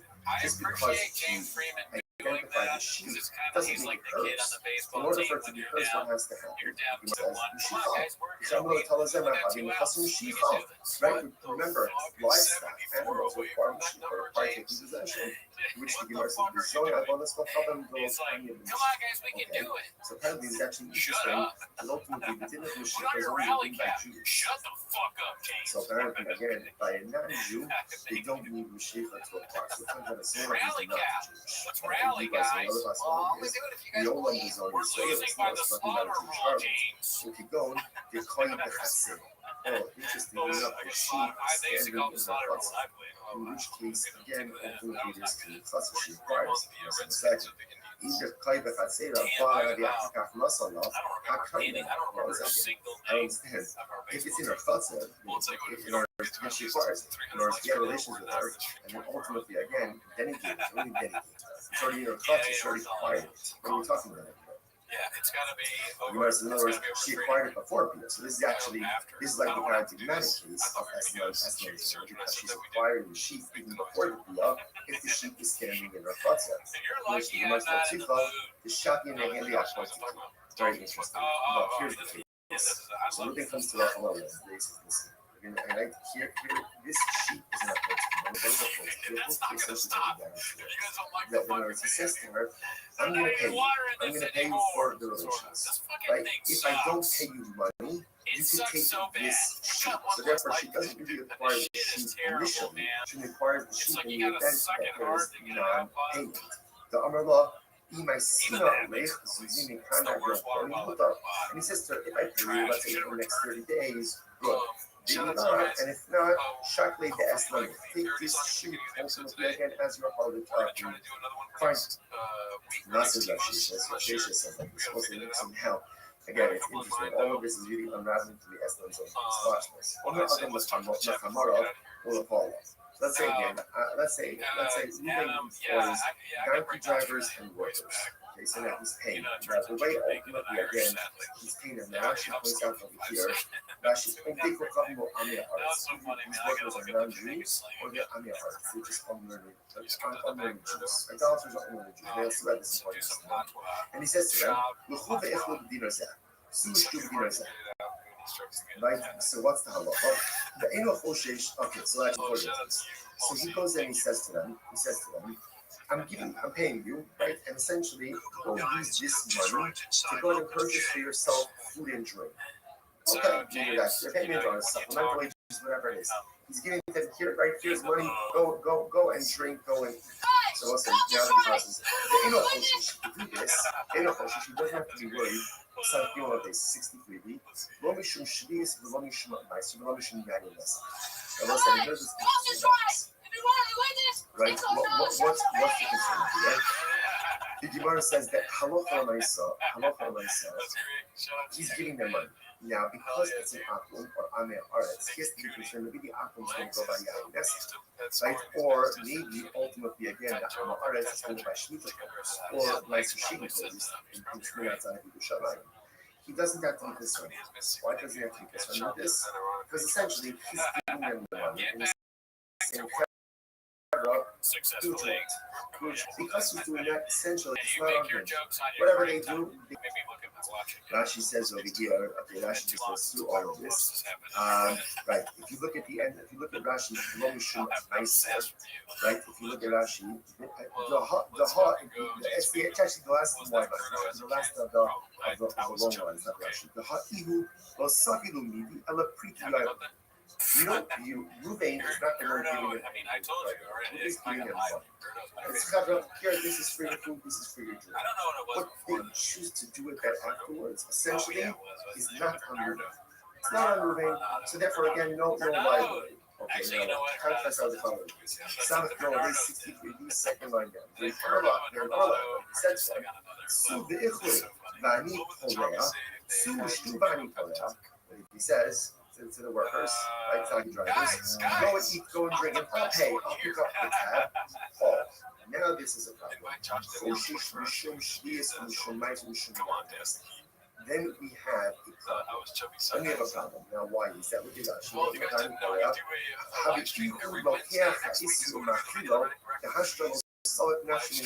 The issue here is because he's paying the tab. Now it looks like he's purchasing and providing these forbidden items for his things. See the difference? If Ruben just says, here's $100 for your food and drink, whatever they buy, that's on him.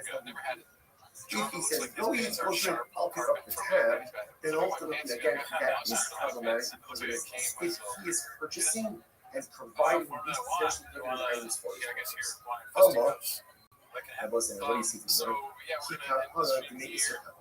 So what you see from there is that halacha l'maisa, this is, we're now going ahead and circling back to the Rabbi case, right? We're going back now ultimately again to the Rabbi case. Remember, Rabbi, what did they do?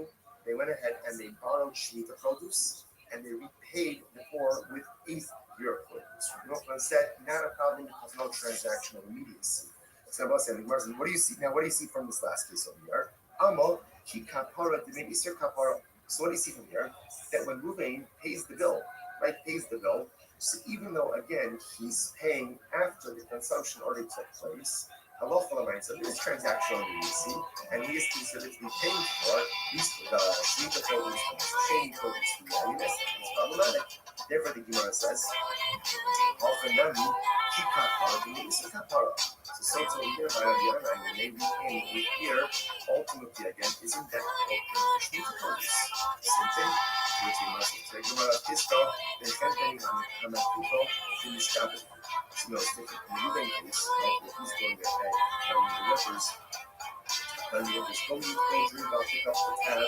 We're talking about where they are purchasing food from a shopkeeper who normally extends credit to even the Orthodox, okay, finally being ultimately because the shopkeeper normally extends credit to Ruben, ultimately there is transactional immediacy. That's not right.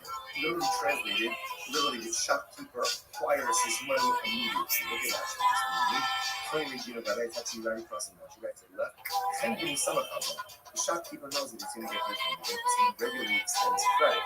שכבר הכירו, שכמוך שיש נוהגים ארכונים לא לחייבים תלך חליפים. So we'll say, so that's it. There is transaction immediacy. Ruben is not just saying stand one where you want and buy food, buy drink. He's saying, Kendra, go to the shopkeeper, I'll pick up the tab. This is a shopkeeper who normally extends credit to Ruben. So therefore, again, it's as if the debt is already paid, and therefore there is transactional immediacy that's happening. Rashi says over here, we've got no problem with it. Therefore, it's almost like an exchange, right? The shopkeeper is going to give donkey drivers or laborers, whatever. Thanks for tuning in. And As Ruben's going always, to trying to immediately pay be for it. transparent No, that's all you can do. This week's episode on but again, that doesn't apply in the case of right? It's wasn't like a trade situation. what have we done there? Therefore, that case is fine because it lacked transactional immediacy. Yeah, never funny or was always Again, funny. using that like Ruben were to send out his workers, in case, go you can go drink, I'll pick up the tab. But now he's not singing for a shopkeeper who normally extends credit to him. And it sounds like what? Mutter. And that should be okay. If that's the case, that's mutter. Bihafi, Adatani Su'u Be'echru B'dinar Zeh, Su'u Shesu B'dinar Zeh. If that's the case, then set advice up differently. Instead of making the first case of advice up, the case of where Ruben says, here's $100, go out and go eat and go drink, make it two different cases. What should the two cases be? The Gemara said, that's our word. When is this so ultimately again when it's prohibited? The Chenbani Hamakipa, in the Shabbat.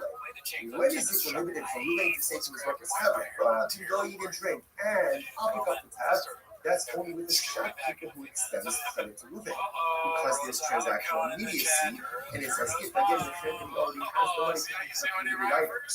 How about friends?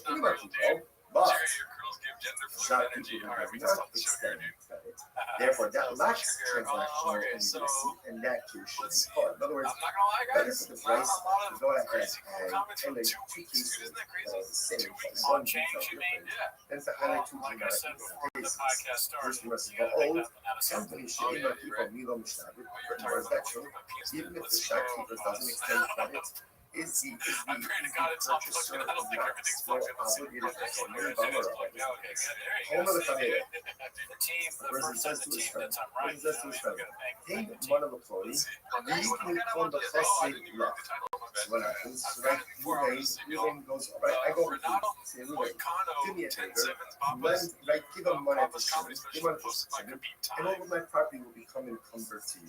What's that? If ultimately again my property becomes encumbered as a guarantor, the Gemara says, so they'll say, so what do you see from here? Now again, let's even assume that Ruben and I have no previous relationship. So what do you see from here? When you ask someone to go and do something to someone else, and ultimately, again, you're guaranteed that is encumbrance, that transactional immediacy seems to occur right then and there. You're right. You're right. At the end of the day, whether the shopkeeper extends credit or doesn't extend credit doesn't receive any dividends. You must Even the low miyaki shibude low misa. So the Gemara says, so what's the difference? Look at Rashi. Rashi says, even low miyaki shibude. Look at Rashi. Third line of Rashi's line. Kilo shibude. So yiche lo miyaki mo osota. Love coming from the What's his name? since Ruben Did they did say not it in the go title? ahead, Renato he set aside money. Dude, Right? I have no idea. Telling his workers, Okay. go I out, mean, that makes go sense. out, go eat and drink. I'll But pick dude, up. I think we have Since no members defined amount cabinet. of money, right, or no specific money, set aside for Is that. he one of our guys? Therefore, again, that lacks transactional needs. Because it's ultimately again, it should be what the She saw should be the what the chat. Jelo Yichi Le Mos the Kach Love Ali Ominu Below Mix. I'm sorry.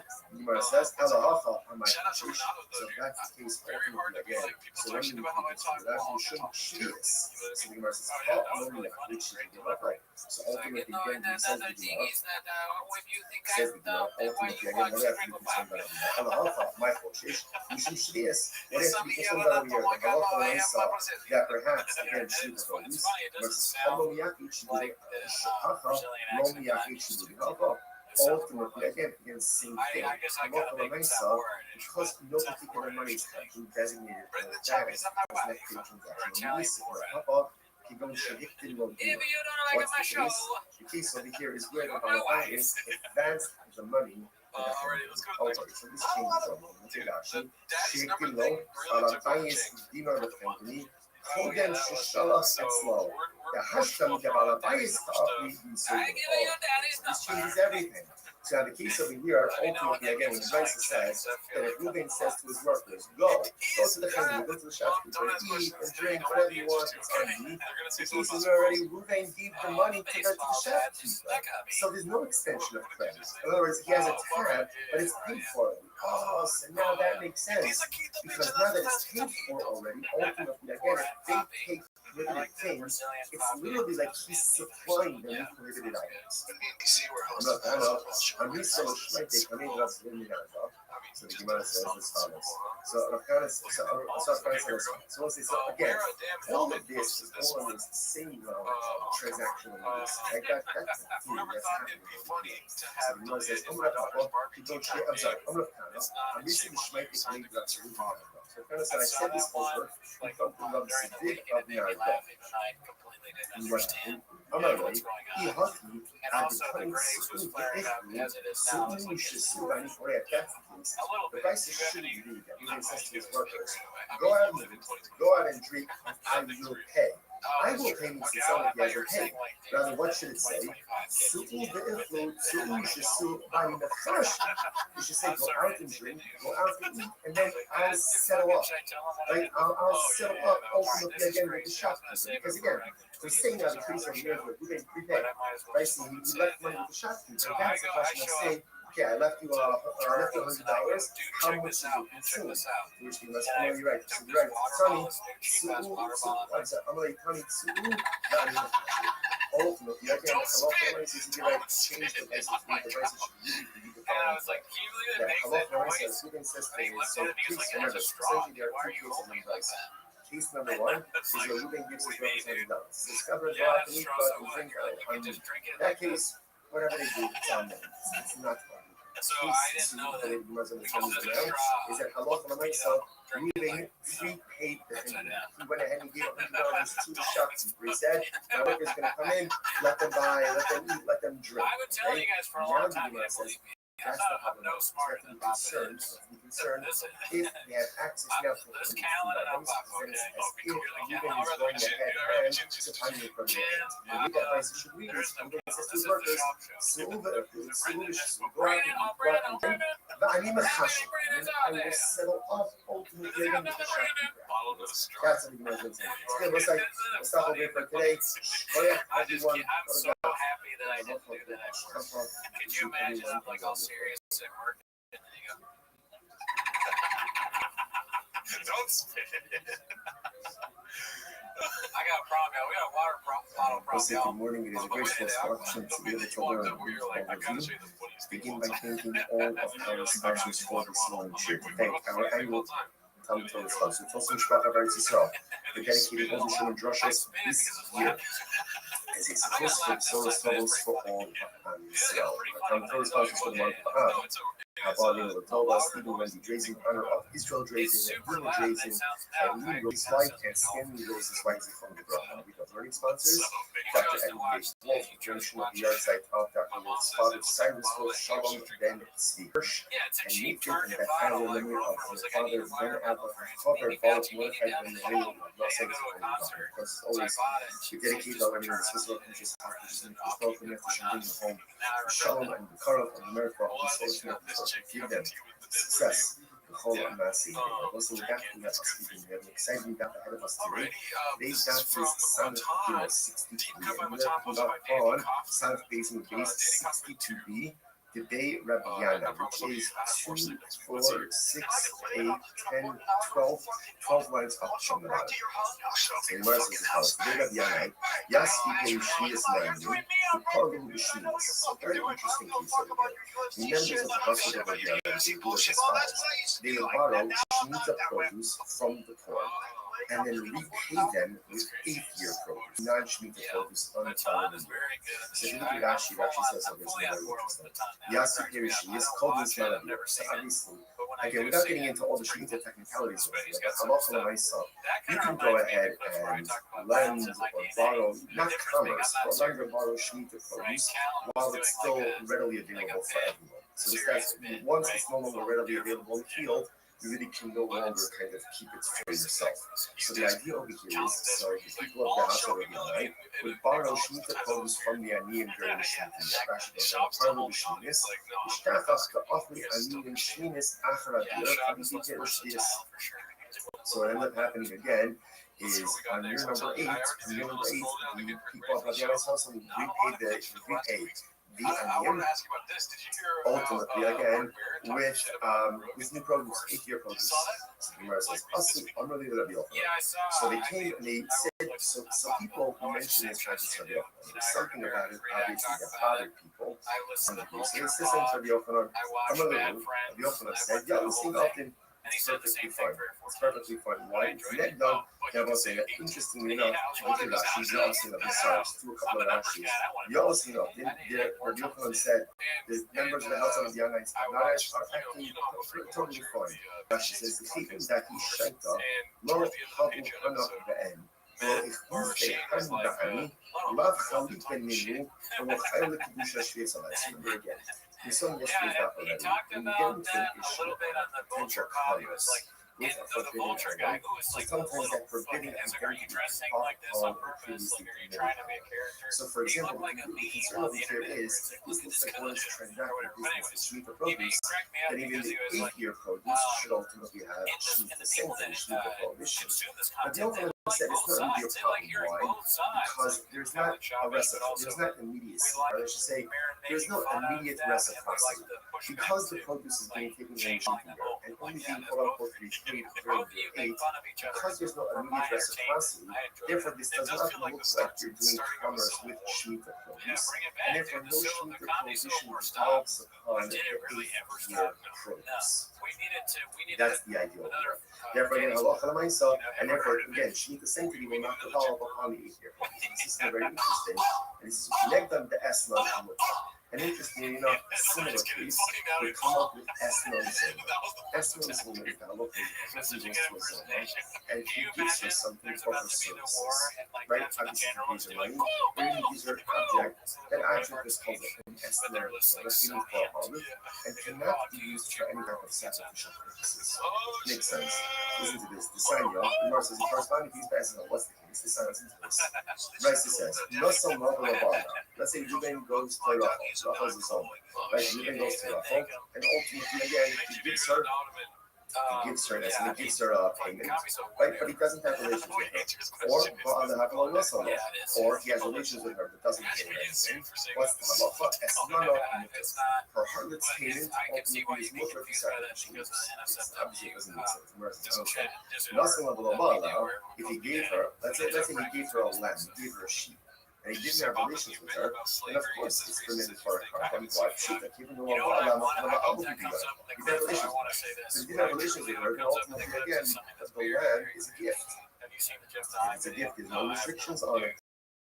To which the Gemara says, It's I'm on sorry, tape somewhere. but And if we can't find it, I have it assume, because I furthermore, the DM'd it second to case, you. but Okay, Russell, second. he has Oh, relations with her, I'll he check didn't it pay out. her anything.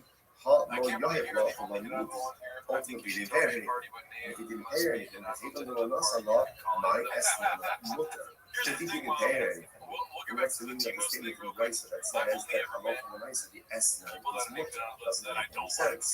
Really? Which the Gemara says, Except for Allah, Jerry Garcia, but he's a Jerry. God, this is what it means to say. Right. Listen to And this. you've never met Nasallah, someone during the a Achakach Ba'ala. doing 10 on the If show. he gave her, let's say he gave her the sheep, and then only afterwards, in other words, let me tell you this piece outside. Since the Gemara says like this, when the Satan becomes Eslan, and Eslan is one of the payments, when there's transactional This is immediacy, supposed to be get on pays pizza, her that's 5,000. relations, Oh, right? that's Or relations, pay her. In other words, Yeah. when there's Okay, so that's why immediacy, it's. that's when it's an Oh, Eslan. and also, I If got there a is text a lack of shot, transactional immediacy, then the payment does not take on the status of S9 sold. And what that means practically is that it can be we're going used to do ultimately, a again, let's say 24-hour for some type of sacrificial or temple What does use. that mean? So That watch means we're this. going to watch Whereas the Elohim, copy no for salah, 24 you give her hours the on sheep, stream. the Achakach It's going to Ba'ala. be, And what does it mean, I the think the Achakach 20th. Ba'ala? Well, Rashi says, yes, Achshav of Elo September, yeah. La'achaz The Mah. 20th of a He month. doesn't have relations Who with me now. knows? Rather, again, sometime later. Now, So, of course, how exactly do you go ahead It's and unsafe train and for crazy, but we're doing immediacy? it. I And think then there's some we're more going to have common guests, sense. so So the pays are today and probably relations for Mark, 3 hours. probably have Mark out Tomorrow, hopefully. again, as opposed to And I was payment, going to text Sean, I relations. forgot to By text him. Achak Masala, as I'm none going of to try them. and see if Oh, we can be so honored to oh, have him. Bala, the Achak Masala, or for that matter, he has relations with her. And then he afterwards pays her, as none of them. In both of these cases, ultimately, again, the Eslam is going to be mutter. However, Nasallah, the Achakach, therefore, most things, what we're saying is as follows: that essentially, in order for something to be categorized as an Eslam Salah, that has any transactional immediacy. Once the transaction immediacy, in other words, payment relations, then the loan, the sheep for payment, has the status ultimately again of a harvest payment. Now, again, remember, just keep track of what's going on. So remember, the household of Raviana, they would borrow sheep produce from the poor, and we pay it ultimately again with sheep produce. People came to the Ottoman because they felt, I don't know, maybe it was like a little strange, just practice or transacting business with sheep produce. So the Ottoman said, no, it's fine. Why? Same idea. There's no transactional immediacy. So because of transactional immediacy, we don't use that your produce as an exchange, right? Or as somehow like a payment, ultimately again for the 7th year produce, the sheep produce, and then for the 8th year produce remains totally fine. Fine. Now the Gemara questions a little bit with testimony, please. No someone the Achakach Ba'ala. So let's go through this, right? Let's say he goes ahead and he pays her. Hey, Ruben gives her a sheep. I'm just using the sheep because it's the easiest example of Come on, it's just right? between us. He pays your sheep, right? And then let's say he gives your sheep on Tuesday, and then Wednesday he has your sheep. So again, based on what we just learned before, that sheep does not have the status of a harvest payment, and therefore is not permitted for constituted tenants, right? Because it lacks transactional immediacy. You must understand. He bought out, but when he does have a sheep, let's say on Wednesday, right? He gave the sheep on Tuesday. He has relations with her on Wednesday. So why would you say that when he does have relations with her, top of some people, Lechol Allah is certainly on Freya? Obviously, okay, I understand. When he gives it the sheep, can't be labeled as Esman Zona. It's not relations.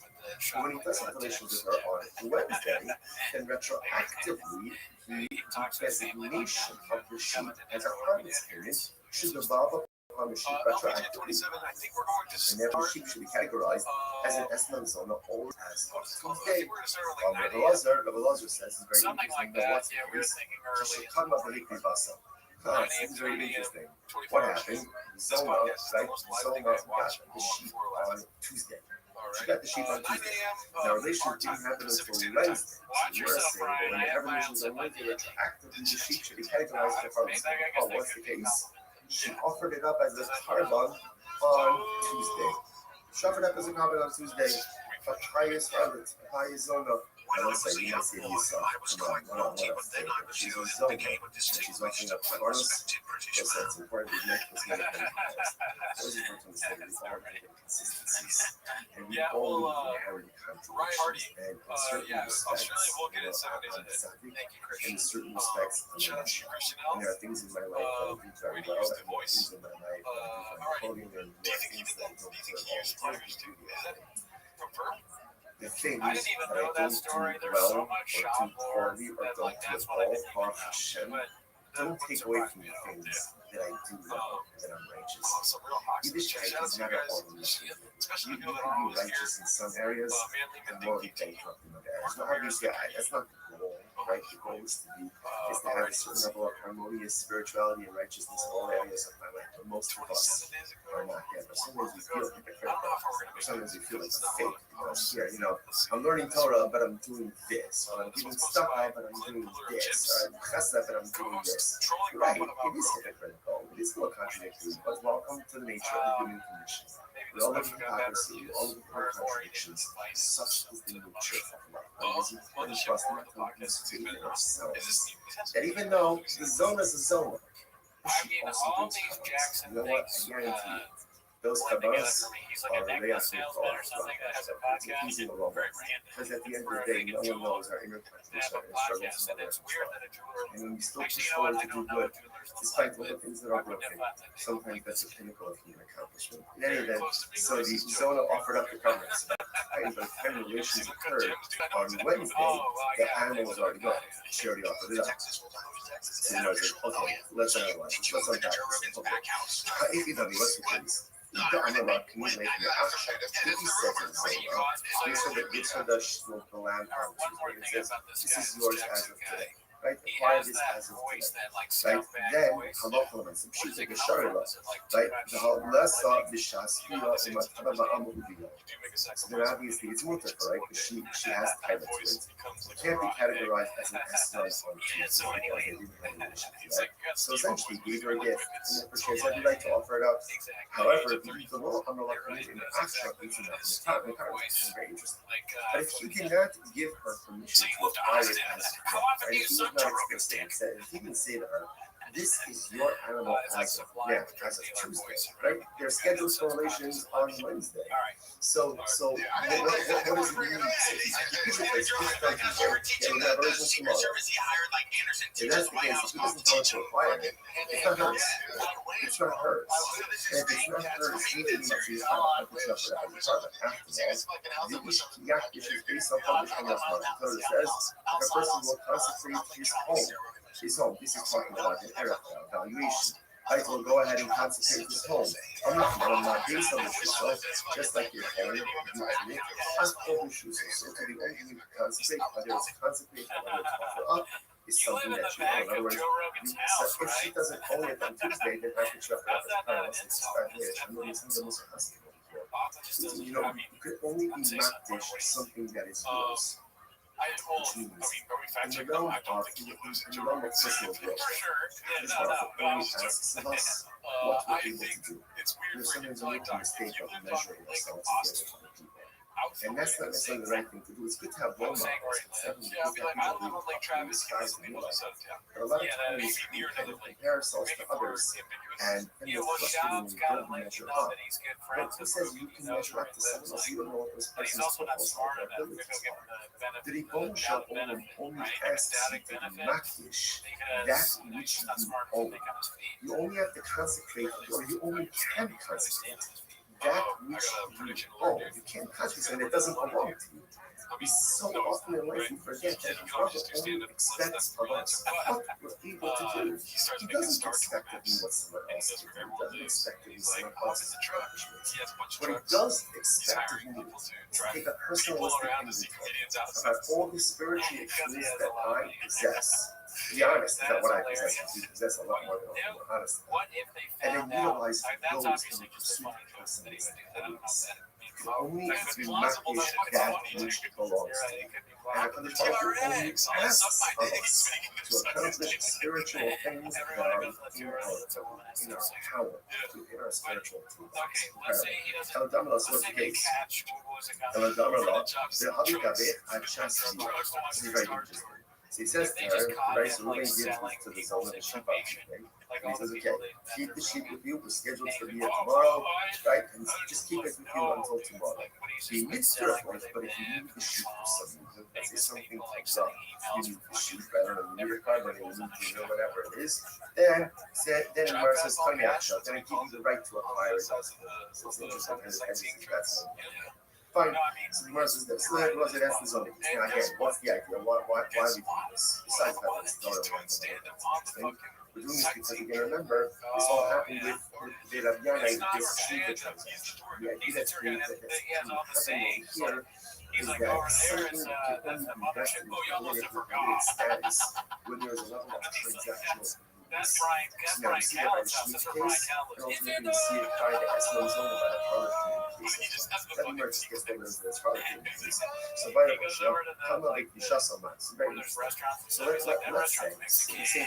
Moving gives moving zone the sheep on Tuesday. He is scheduled for Wednesday.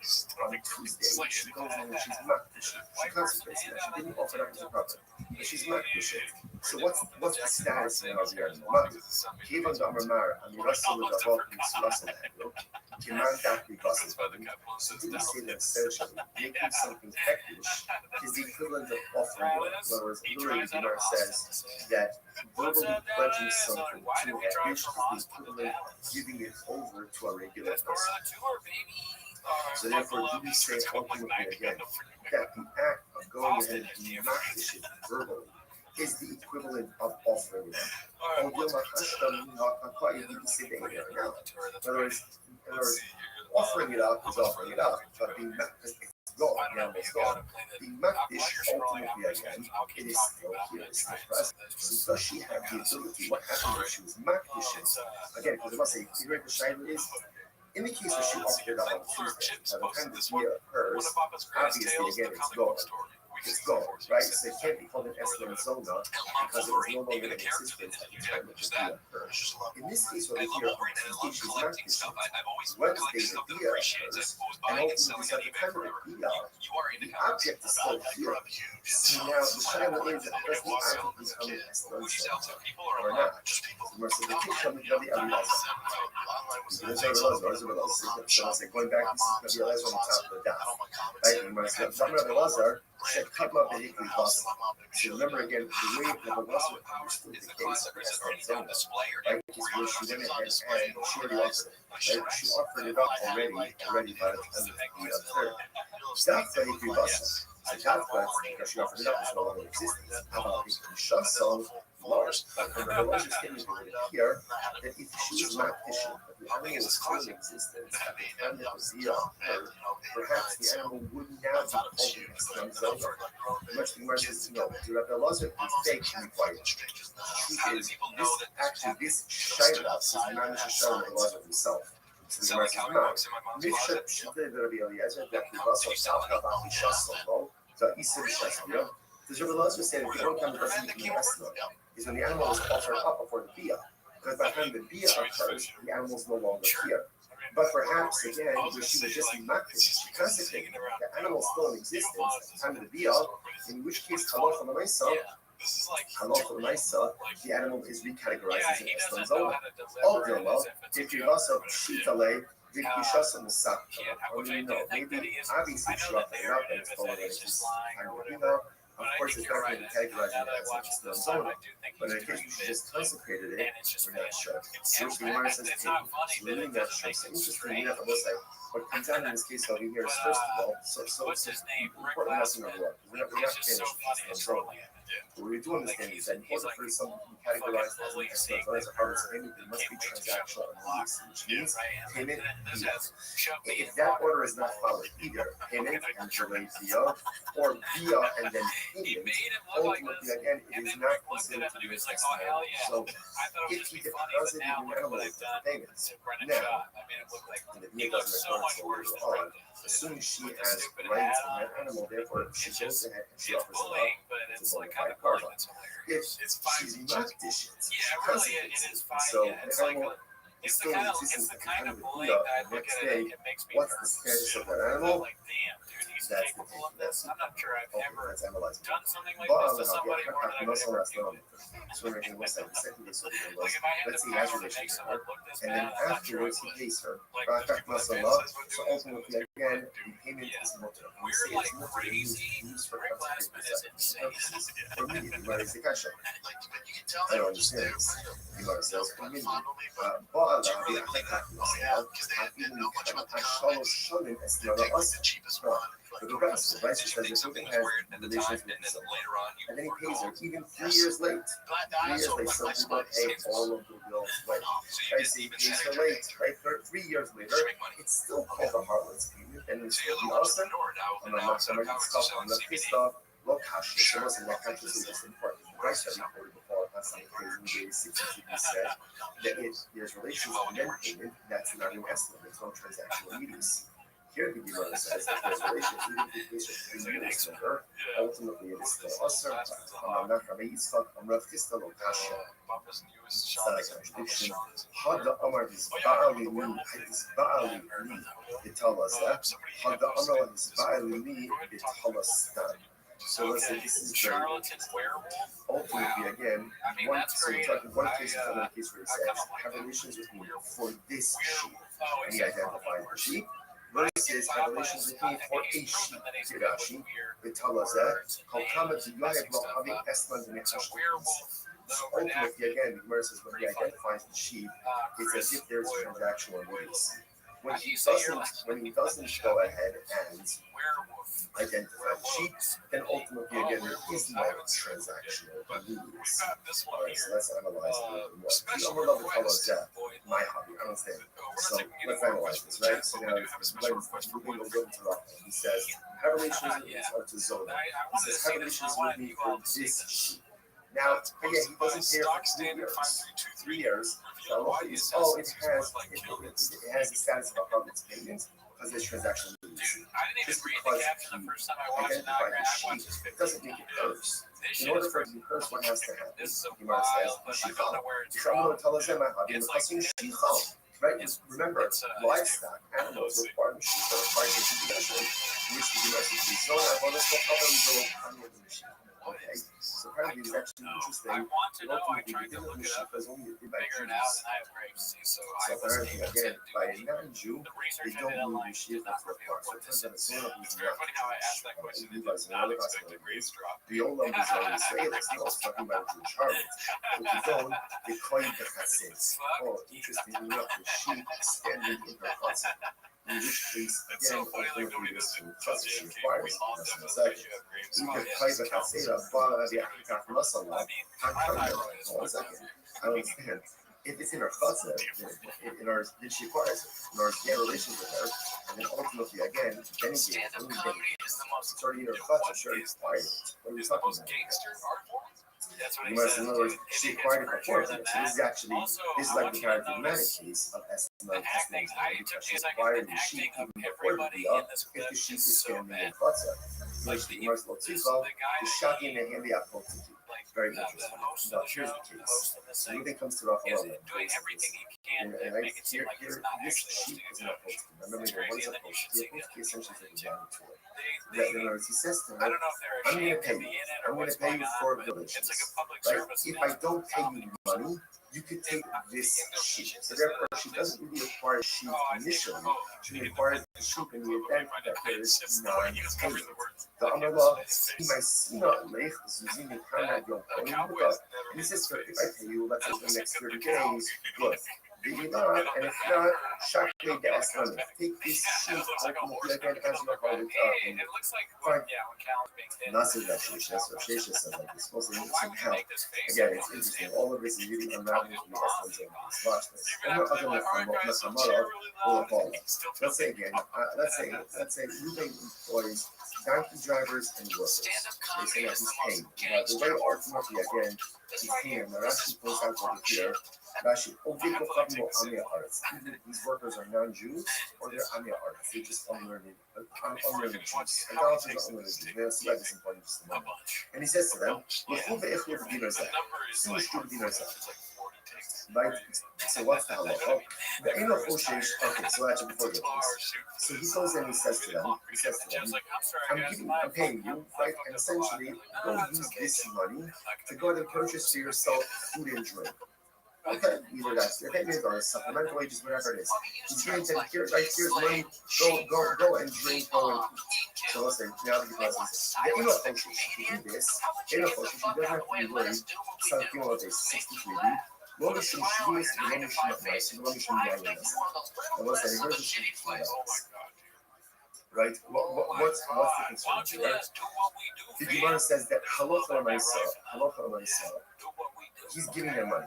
Now, because it's an apple or amen aretz, he has to be concerned maybe the apple is going to go by Yanis, right? Or maybe ultimately again the amen aretz is going to buy shmita produce or meiser sheni produce, including outside of Yerushalayim. He doesn't have to be concerned with this. Why does he have to be concerned with this? Because essentially he's giving them the money and he's saying, "Fred, do what you want. Do what you want." Because he's doing that, essentially, it's on him. Whatever they do, they do. Rashi says over here, okay, Rashi just goes through all of this. Right, if you look at the end, if you look at Rashi, right, if you look at Rashi, the heart, it's the last one, the last of the long lines of Rashi. So, Ha'ihu, Losahilu, Alapitu, we don't view, Ruvain is not the one giving them anything. He is giving them money. It's covered, here, this is for food, this is for food. What they choose to do with that afterwards, essentially, is not unruly. It's not unruly, so therefore, again, no liability. Okay, now what? Contract on the following. South Florida, they 63 second line there. In our line, but it says them, Su Be'echu, Vani Korea, Su Shivani Korea. He says, to the workers, go and eat, go and drink, and I'll pay, I'll pick up the tab, all. Now this is a problem.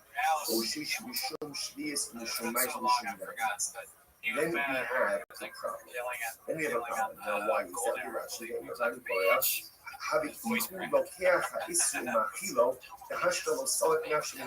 The issue of the kid is because he's paying the tab, now it looks like he's purchasing and providing these targeted items for his workers. See the difference? If Ruben just says, here's $100, here food and drink, whatever they buy, that's on them. There's nothing true. If he says, go eat, go drink, I'll pick up the tab, then ultimately, again, that is problematic because it is if he is purchasing and providing these targeted items for his workers. What do you see from there? So what you see from there is that we're now going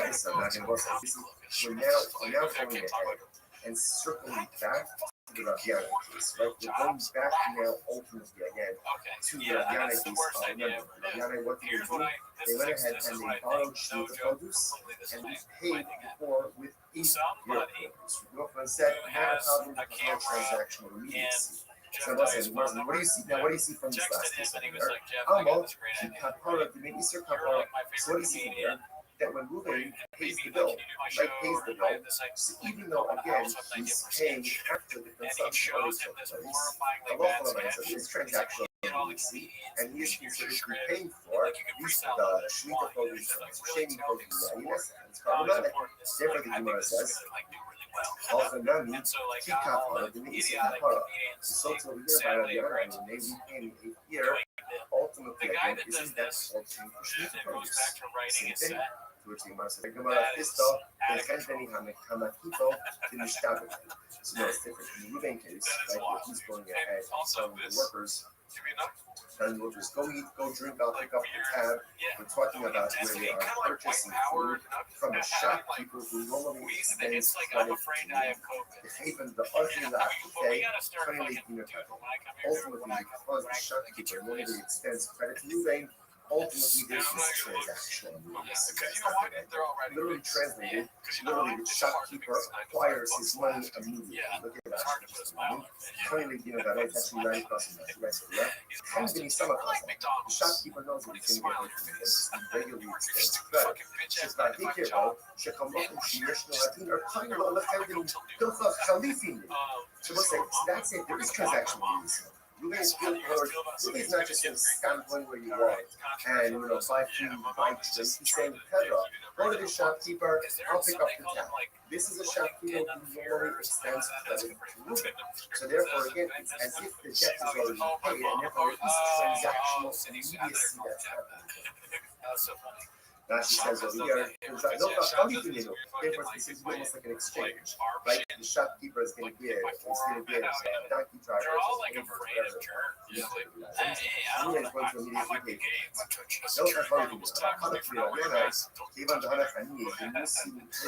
But again, that doesn't apply to the servant, right? Therefore, that case is fine because it lacked transactional. Again, using that, we're going to send that as work in case. Though we can go through and look up the tab. But now he's not sending to a shopkeeper who normally sends credit. Then it sounds like what? Mutter. And it should be okay. If that's the case, that's mutter. As a ton of if that's the case, then the second price up differently. Instead of making the first case of myself, the case of where Ruben says, here's $100, go out and go into the thing, make it two different things. What should the two cases be? When is this so ultimately again that it's prohibited? When is it prohibited for Ruben to say to his workers, go out and go eat and drink, and I'll pick up the tab? That's only the shopkeeper who extends credit to Ruben, because there's transactional immediacy, and it's as if again the company already has the right to prohibited items. How about company shipping people, but shopkeeper who does not extend credit, therefore that lacks transactional immediacy, and that case should be called. In other words, benefit of rice to go ahead and make two cases that are the same, but one detail different, and to highlight two dramatic cases. First, the rest of the old. Even if the shopkeeper doesn't extend credit, is the purchaser not still obligated to remember what they are? Homer the Chavero.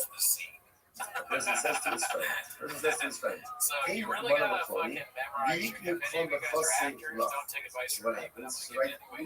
Ruben goes, right, I go with you. Say, Ruben, do me a favor, give him money to Shimon, and all of my property will become encumbered to you. What's that? Clearly, ultimately, again, my property becomes encumbered as a guarantor. The Mercer says, what do you see from me? Now, again, let's even assume that Ruben and I have no previous relationship. What do you see from her? When you ask someone to go and give something to someone else, and ultimately, again, you're guaranteed that encumbrance, that transactional immediacy, cease to apply on there. You're right. At the end of the day, whether the shopkeeper extends credit or doesn't extend credit doesn't really seem to make a difference. Even the low miyachid shibude low yis. And what's the difference? Look at Rashi. Rashi says, even the low miyachid shibude. Look at Rashi. Third wide Rashi. So when you say low miyachid low since Ruben did not go ahead, he's actively set aside money, right? He's telling his workers, go out, go eat and drink, I'll pick up the tab. Since no defined amount of money, right, or no specific money that we set aside for that, therefore, again, that lacks transactional needs. Because it does ultimately, again, it should be with us. Should be with us. So, you feel that most the car, below sorry. The Gemara says, on my so that's the truth. So when you do that, so the Gemara says, he's worse than I thought. Ultimately, when I first met him, he's a nice guy. What is the concern over here? That Allah that perhaps again should produce versus ultimately again in same thing. Because no particular money is designated for that does not create transactional release. What's the case? The case over here is where the Balabas is advanced the money. Okay, What if you're buying and you're like, hey, can you guys have fun? Shake low, Alapayis, Dino the Tony, Hodem Shalach Etzlo. The Hashtam, the Balabayis, I feel like we all were at 51% this shy. changes everything. So in the case of the year, ultimately, again, when Bryce says that if Ruben says to his workers, go to the Chemini, go to the shopkeeper, eat or drink, whatever you want, it's on me. The case is already Ruben gives the money to the shopkeeper. So there's no extension of credit. In other words, he has a tab, but it's paid for it. Oh, so now that makes sense. Because now that it's paid for already, ultimately, again, if they take prohibited things, it's literally like he's supplying them with prohibited items. That is the worst. I'm not going to Amiso Shmeitik, I made drugs in the Minarka. So the Gemara says it's Starless. So Afghanistan says fine. So we'll say, so again, all of this is all in the same realm of transactional release. Like that's happening. So the Gemara says, keep going shit. I'm sorry, I'm going to count up. I'm reaching the Shmeitik, I made drugs in the Minarka. So Afghanistan said, I said this over. We talked to Rabbi Sidit of Minarka. And what happened? Amalei, he looks like a character in a movie. That's the case. The vice shouldn't be that. He says to his workers, go out and eat, go out and drink, and I will pay. I will pay means to sound like he hasn't paid. Rather, what should it say? You should say, go out and drink, go out and eat, and then I'll settle up. Right?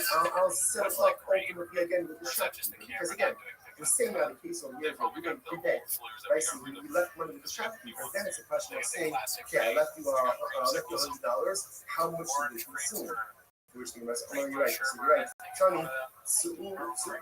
I'm like, Tony, ultimately, again, so you're right. Change the license, make the license to leave, and you can follow that. Allah says, who then says that is so case remember, essentially there are two cases in rice. Case number one is that Ruben gives his brothers $100. So Scabra go out to eat, go out and drink on that case, whatever they do, it's not funny. Case two, so what they're telling you now, is that Allah said, Ruben prepaid the thing. He went ahead and gave $100 to the shopkeeper. He said, my workers are going to come in, let them buy, let them eat, let them drink. Okay? Now the Gemara says, that's the problem. You have to be concerned if they have access now to limited food items, then it's as if Ruben is going ahead and supplying them for them. The way that price should read is, Ruben says to his workers, go out and eat, go out and drink, but I need I will settle up ultimately again. Okay, I understand werewolf. That's what we're going to do. We'll stop over here for today. Oh yeah, everyone, calm down. I'm a charlatan werewolf. Everyone. So, okay, if we take, like, we got a whiteboard too. We should probably, like, fucking conspiracy theory this out, dude. If he's trying to, like, Freudian slip us or something, I'm a charlatan werewolf. We'll say good morning. It was a great option to be able to learn. Begin by thanking all of our sponsors for this morning. Sure to thank our annual Talmud Torah sponsor, Tosim Mishpacha Eretz Yisrael, for dedicating all the Shuman Drushos for this year. As a support for Besoros Tovos for all of Israel. Our Torah sponsors for the month of Av. Kabbalah will tell us even when the grazing honor of Israel's raising, Ladino grazing, and Lee Roses White and Stanley Roses White is coming to draw. These are earning sponsors. Dr. Edmund K. Wolf is in the yard site of Dr. Wolf's father, Cyrus Wolf, Shalom, Ben C. Hirsch, and Nathan and Beth Adler, many of their father, Ben Adler, covered all of Mordechai's and Maria of Los Angeles. As always, we dedicate our learning to Swiss Conscious Activism and Control from the Shalom and the Kara of America and the social network. Give them success. The whole of us. Also, the back we have an exciting dot ahead of us today. Today's dot is Sanat Gimel 63, and we have from us on Sanat Basement Base 63. Today, Rabbi, which is 2, 4, 6, 8, 10, 12 lines up from the bottom. So the verse is as follows. Today, Rabbi Yanai, Yas Ike Shvias Nanim, Ukarlim B'Shvias. So very interesting case over here. The members of the household of Rabbi Yanai would do as follows. They would borrow Shemitah produce from the poor, and then repay them with 8-year produce, non-Shemitah produce on the following year. So if you look at Rashi, it actually says something very interesting. Yasu Perishi is called this Malabi. So obviously, again, without getting into all the Shemitah technicalities of it, but halacha l'maisa, you can go ahead and lend or borrow, not commerce, but lend or borrow Shemitah produce while it's still readily available for everyone. So this guy's, once it's no longer readily available in the field, you really can no longer kind of keep it for yourself. So the idea over here is, so the people of the house of Rabbi would borrow Shemitah produce from the Aniyim during the Shemitah. Rashi goes on the Karlo B'Sheminis, Mishkachach Ta'achli Aniyim B'Sheminis Acharav Yerach V'Yikir Sheminis. So what ends up happening again is on year number 8, the people of Rabbi house will repay the Aniyim. Ultimately, again, with new produce, 2-year produce.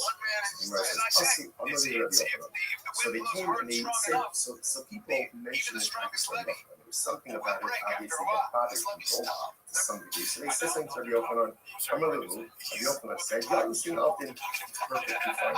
It's perfectly fine. Why? Next one, I was saying that interestingly enough, look at Rashi, you also have the stars, do a couple of Rashis. You also see nothing. Rabbi Yochanan said, the members of the house of Rabbi Yanai are acting totally fine. Rashi says, the people that you shaita, no having enough the end. Lo ichnuste kanin bakani, la chalitza miru, lo chayla kedusha shviz alai. In some respects, that when you get into an issue on potential commerce with a forbidden item, sometimes that forbidden identity is up on the previously committed item. So, for example, the concern over here is, if this looks like one is transacting business with Shemitah produce, then even the 8-year produce should ultimately have Shemitah same thing, Shemitah prohibition. The Yochanan said it's not really a problem. Why? Because there's not a reciprocity, there's not immediacy, or I should say, there's no immediate reciprocity. Because the produce is being taken during the Shemitah year and only being quote-unquote repaid during year 8, because there's no immediate reciprocity, therefore, this does not look like you're doing commerce with Shemitah produce, and therefore, no Shemitah prohibition devolves upon the 8-year produce. That's the idea.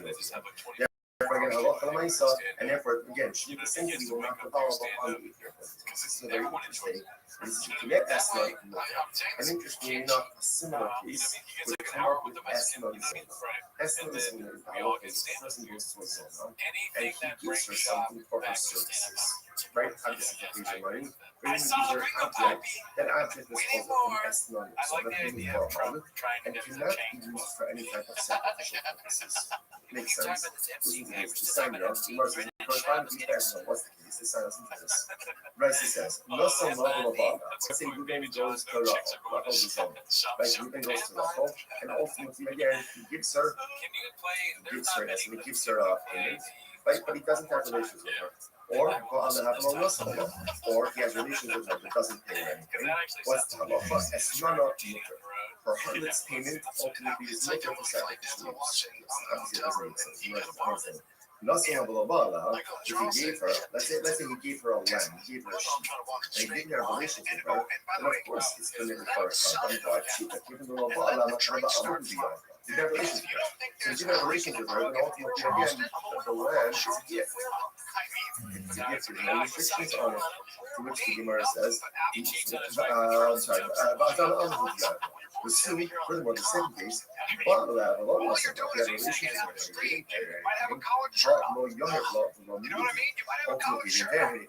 If he didn't pay her anything, even though that's a lot, my estimate if he didn't pay her anything, it makes mean that the statement can raise that says that halal from the nice estimate is mutter. It doesn't make any sense.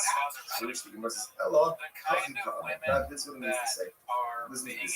Nasalah, the achar if you gave her, let's say you gave her the sheep, and then only afterwards, in other words, let me tell you this piece outside. When does somebody become an asset, an asset on a public payment? When there's transactional immediacy.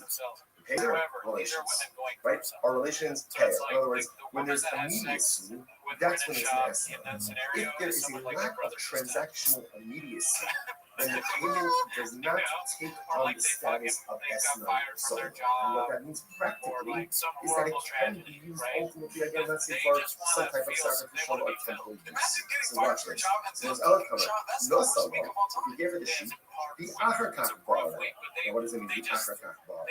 Rashi says, Achshav, having Elo, sex with someone is better. La'achar It's a Zman. better He feeling doesn't have than relations with her now. Rather realizing than your mom is sometime cancer. later. Now, of course, how exactly do you go ahead Are you gonna and hate it? Because I know translate women. immediacy? I think there's some level of common sense. You know, pager today and have relations with her in 3 hours from now or tomorrow. If Again, I'm as wrong, opposed if to I'm wrong, say payment I'm wrong in the chat. relations. Let's But see. I Achar think I'm Basala, right. that's not a myth. Am I right? That's Oh, Bala, the Achar Basala, I don't or think for I'm that wrong. matter, he has relations with her. And then he afterwards pays If her. you let me watch a clip In both of twice, these cases, I'll ultimately, understand it again, the second the time. Esnod is going to be more. Okay. However, Nasara, the Achar so therefore, we'll say, so the Gemara says as follows. All I need is That 2 times essentially, to see a clip in and I order get for it. something to be Halfway through the categorized second as an Esnod to the zone, grave there six. has to be transactional immediacy. Once there's transactional immediacy, in other words, payment relations, then the letting receive the payment has the status ultimately again of a harvest payment. Now again, remember, just keep track of what's going on with that. So remember, the household of Rabbi, they would abolish the produce from the floor and we pay it ultimately again with Because the your boy Callan's about to People try to save him. because they felt, I don't know, maybe it's That's so much of the situation. They know that guy's 6'4". He's got cauliflower ears. He looks dangerous. Why? And then Same somebody goes, idea. "Oh, Rachel, I There's take no a picture." transactional immediacy. And you're in a So bar. because of transactional And they go, immediacy, we don't view "Who's that that?" your produce as an Who's exchange, that? right? Or as somehow like a payment At least you ultimately don't for know. the 7th year produce, the At Shemitah least you produce, going and home then for alone. the 8th year produce remains At totally least you fine. get in Fine. the car. Now the more questions that we discussed in that case. Yeah. Not someone the Akakat Brala. So again, let's go through this, right? Let's go ahead and case.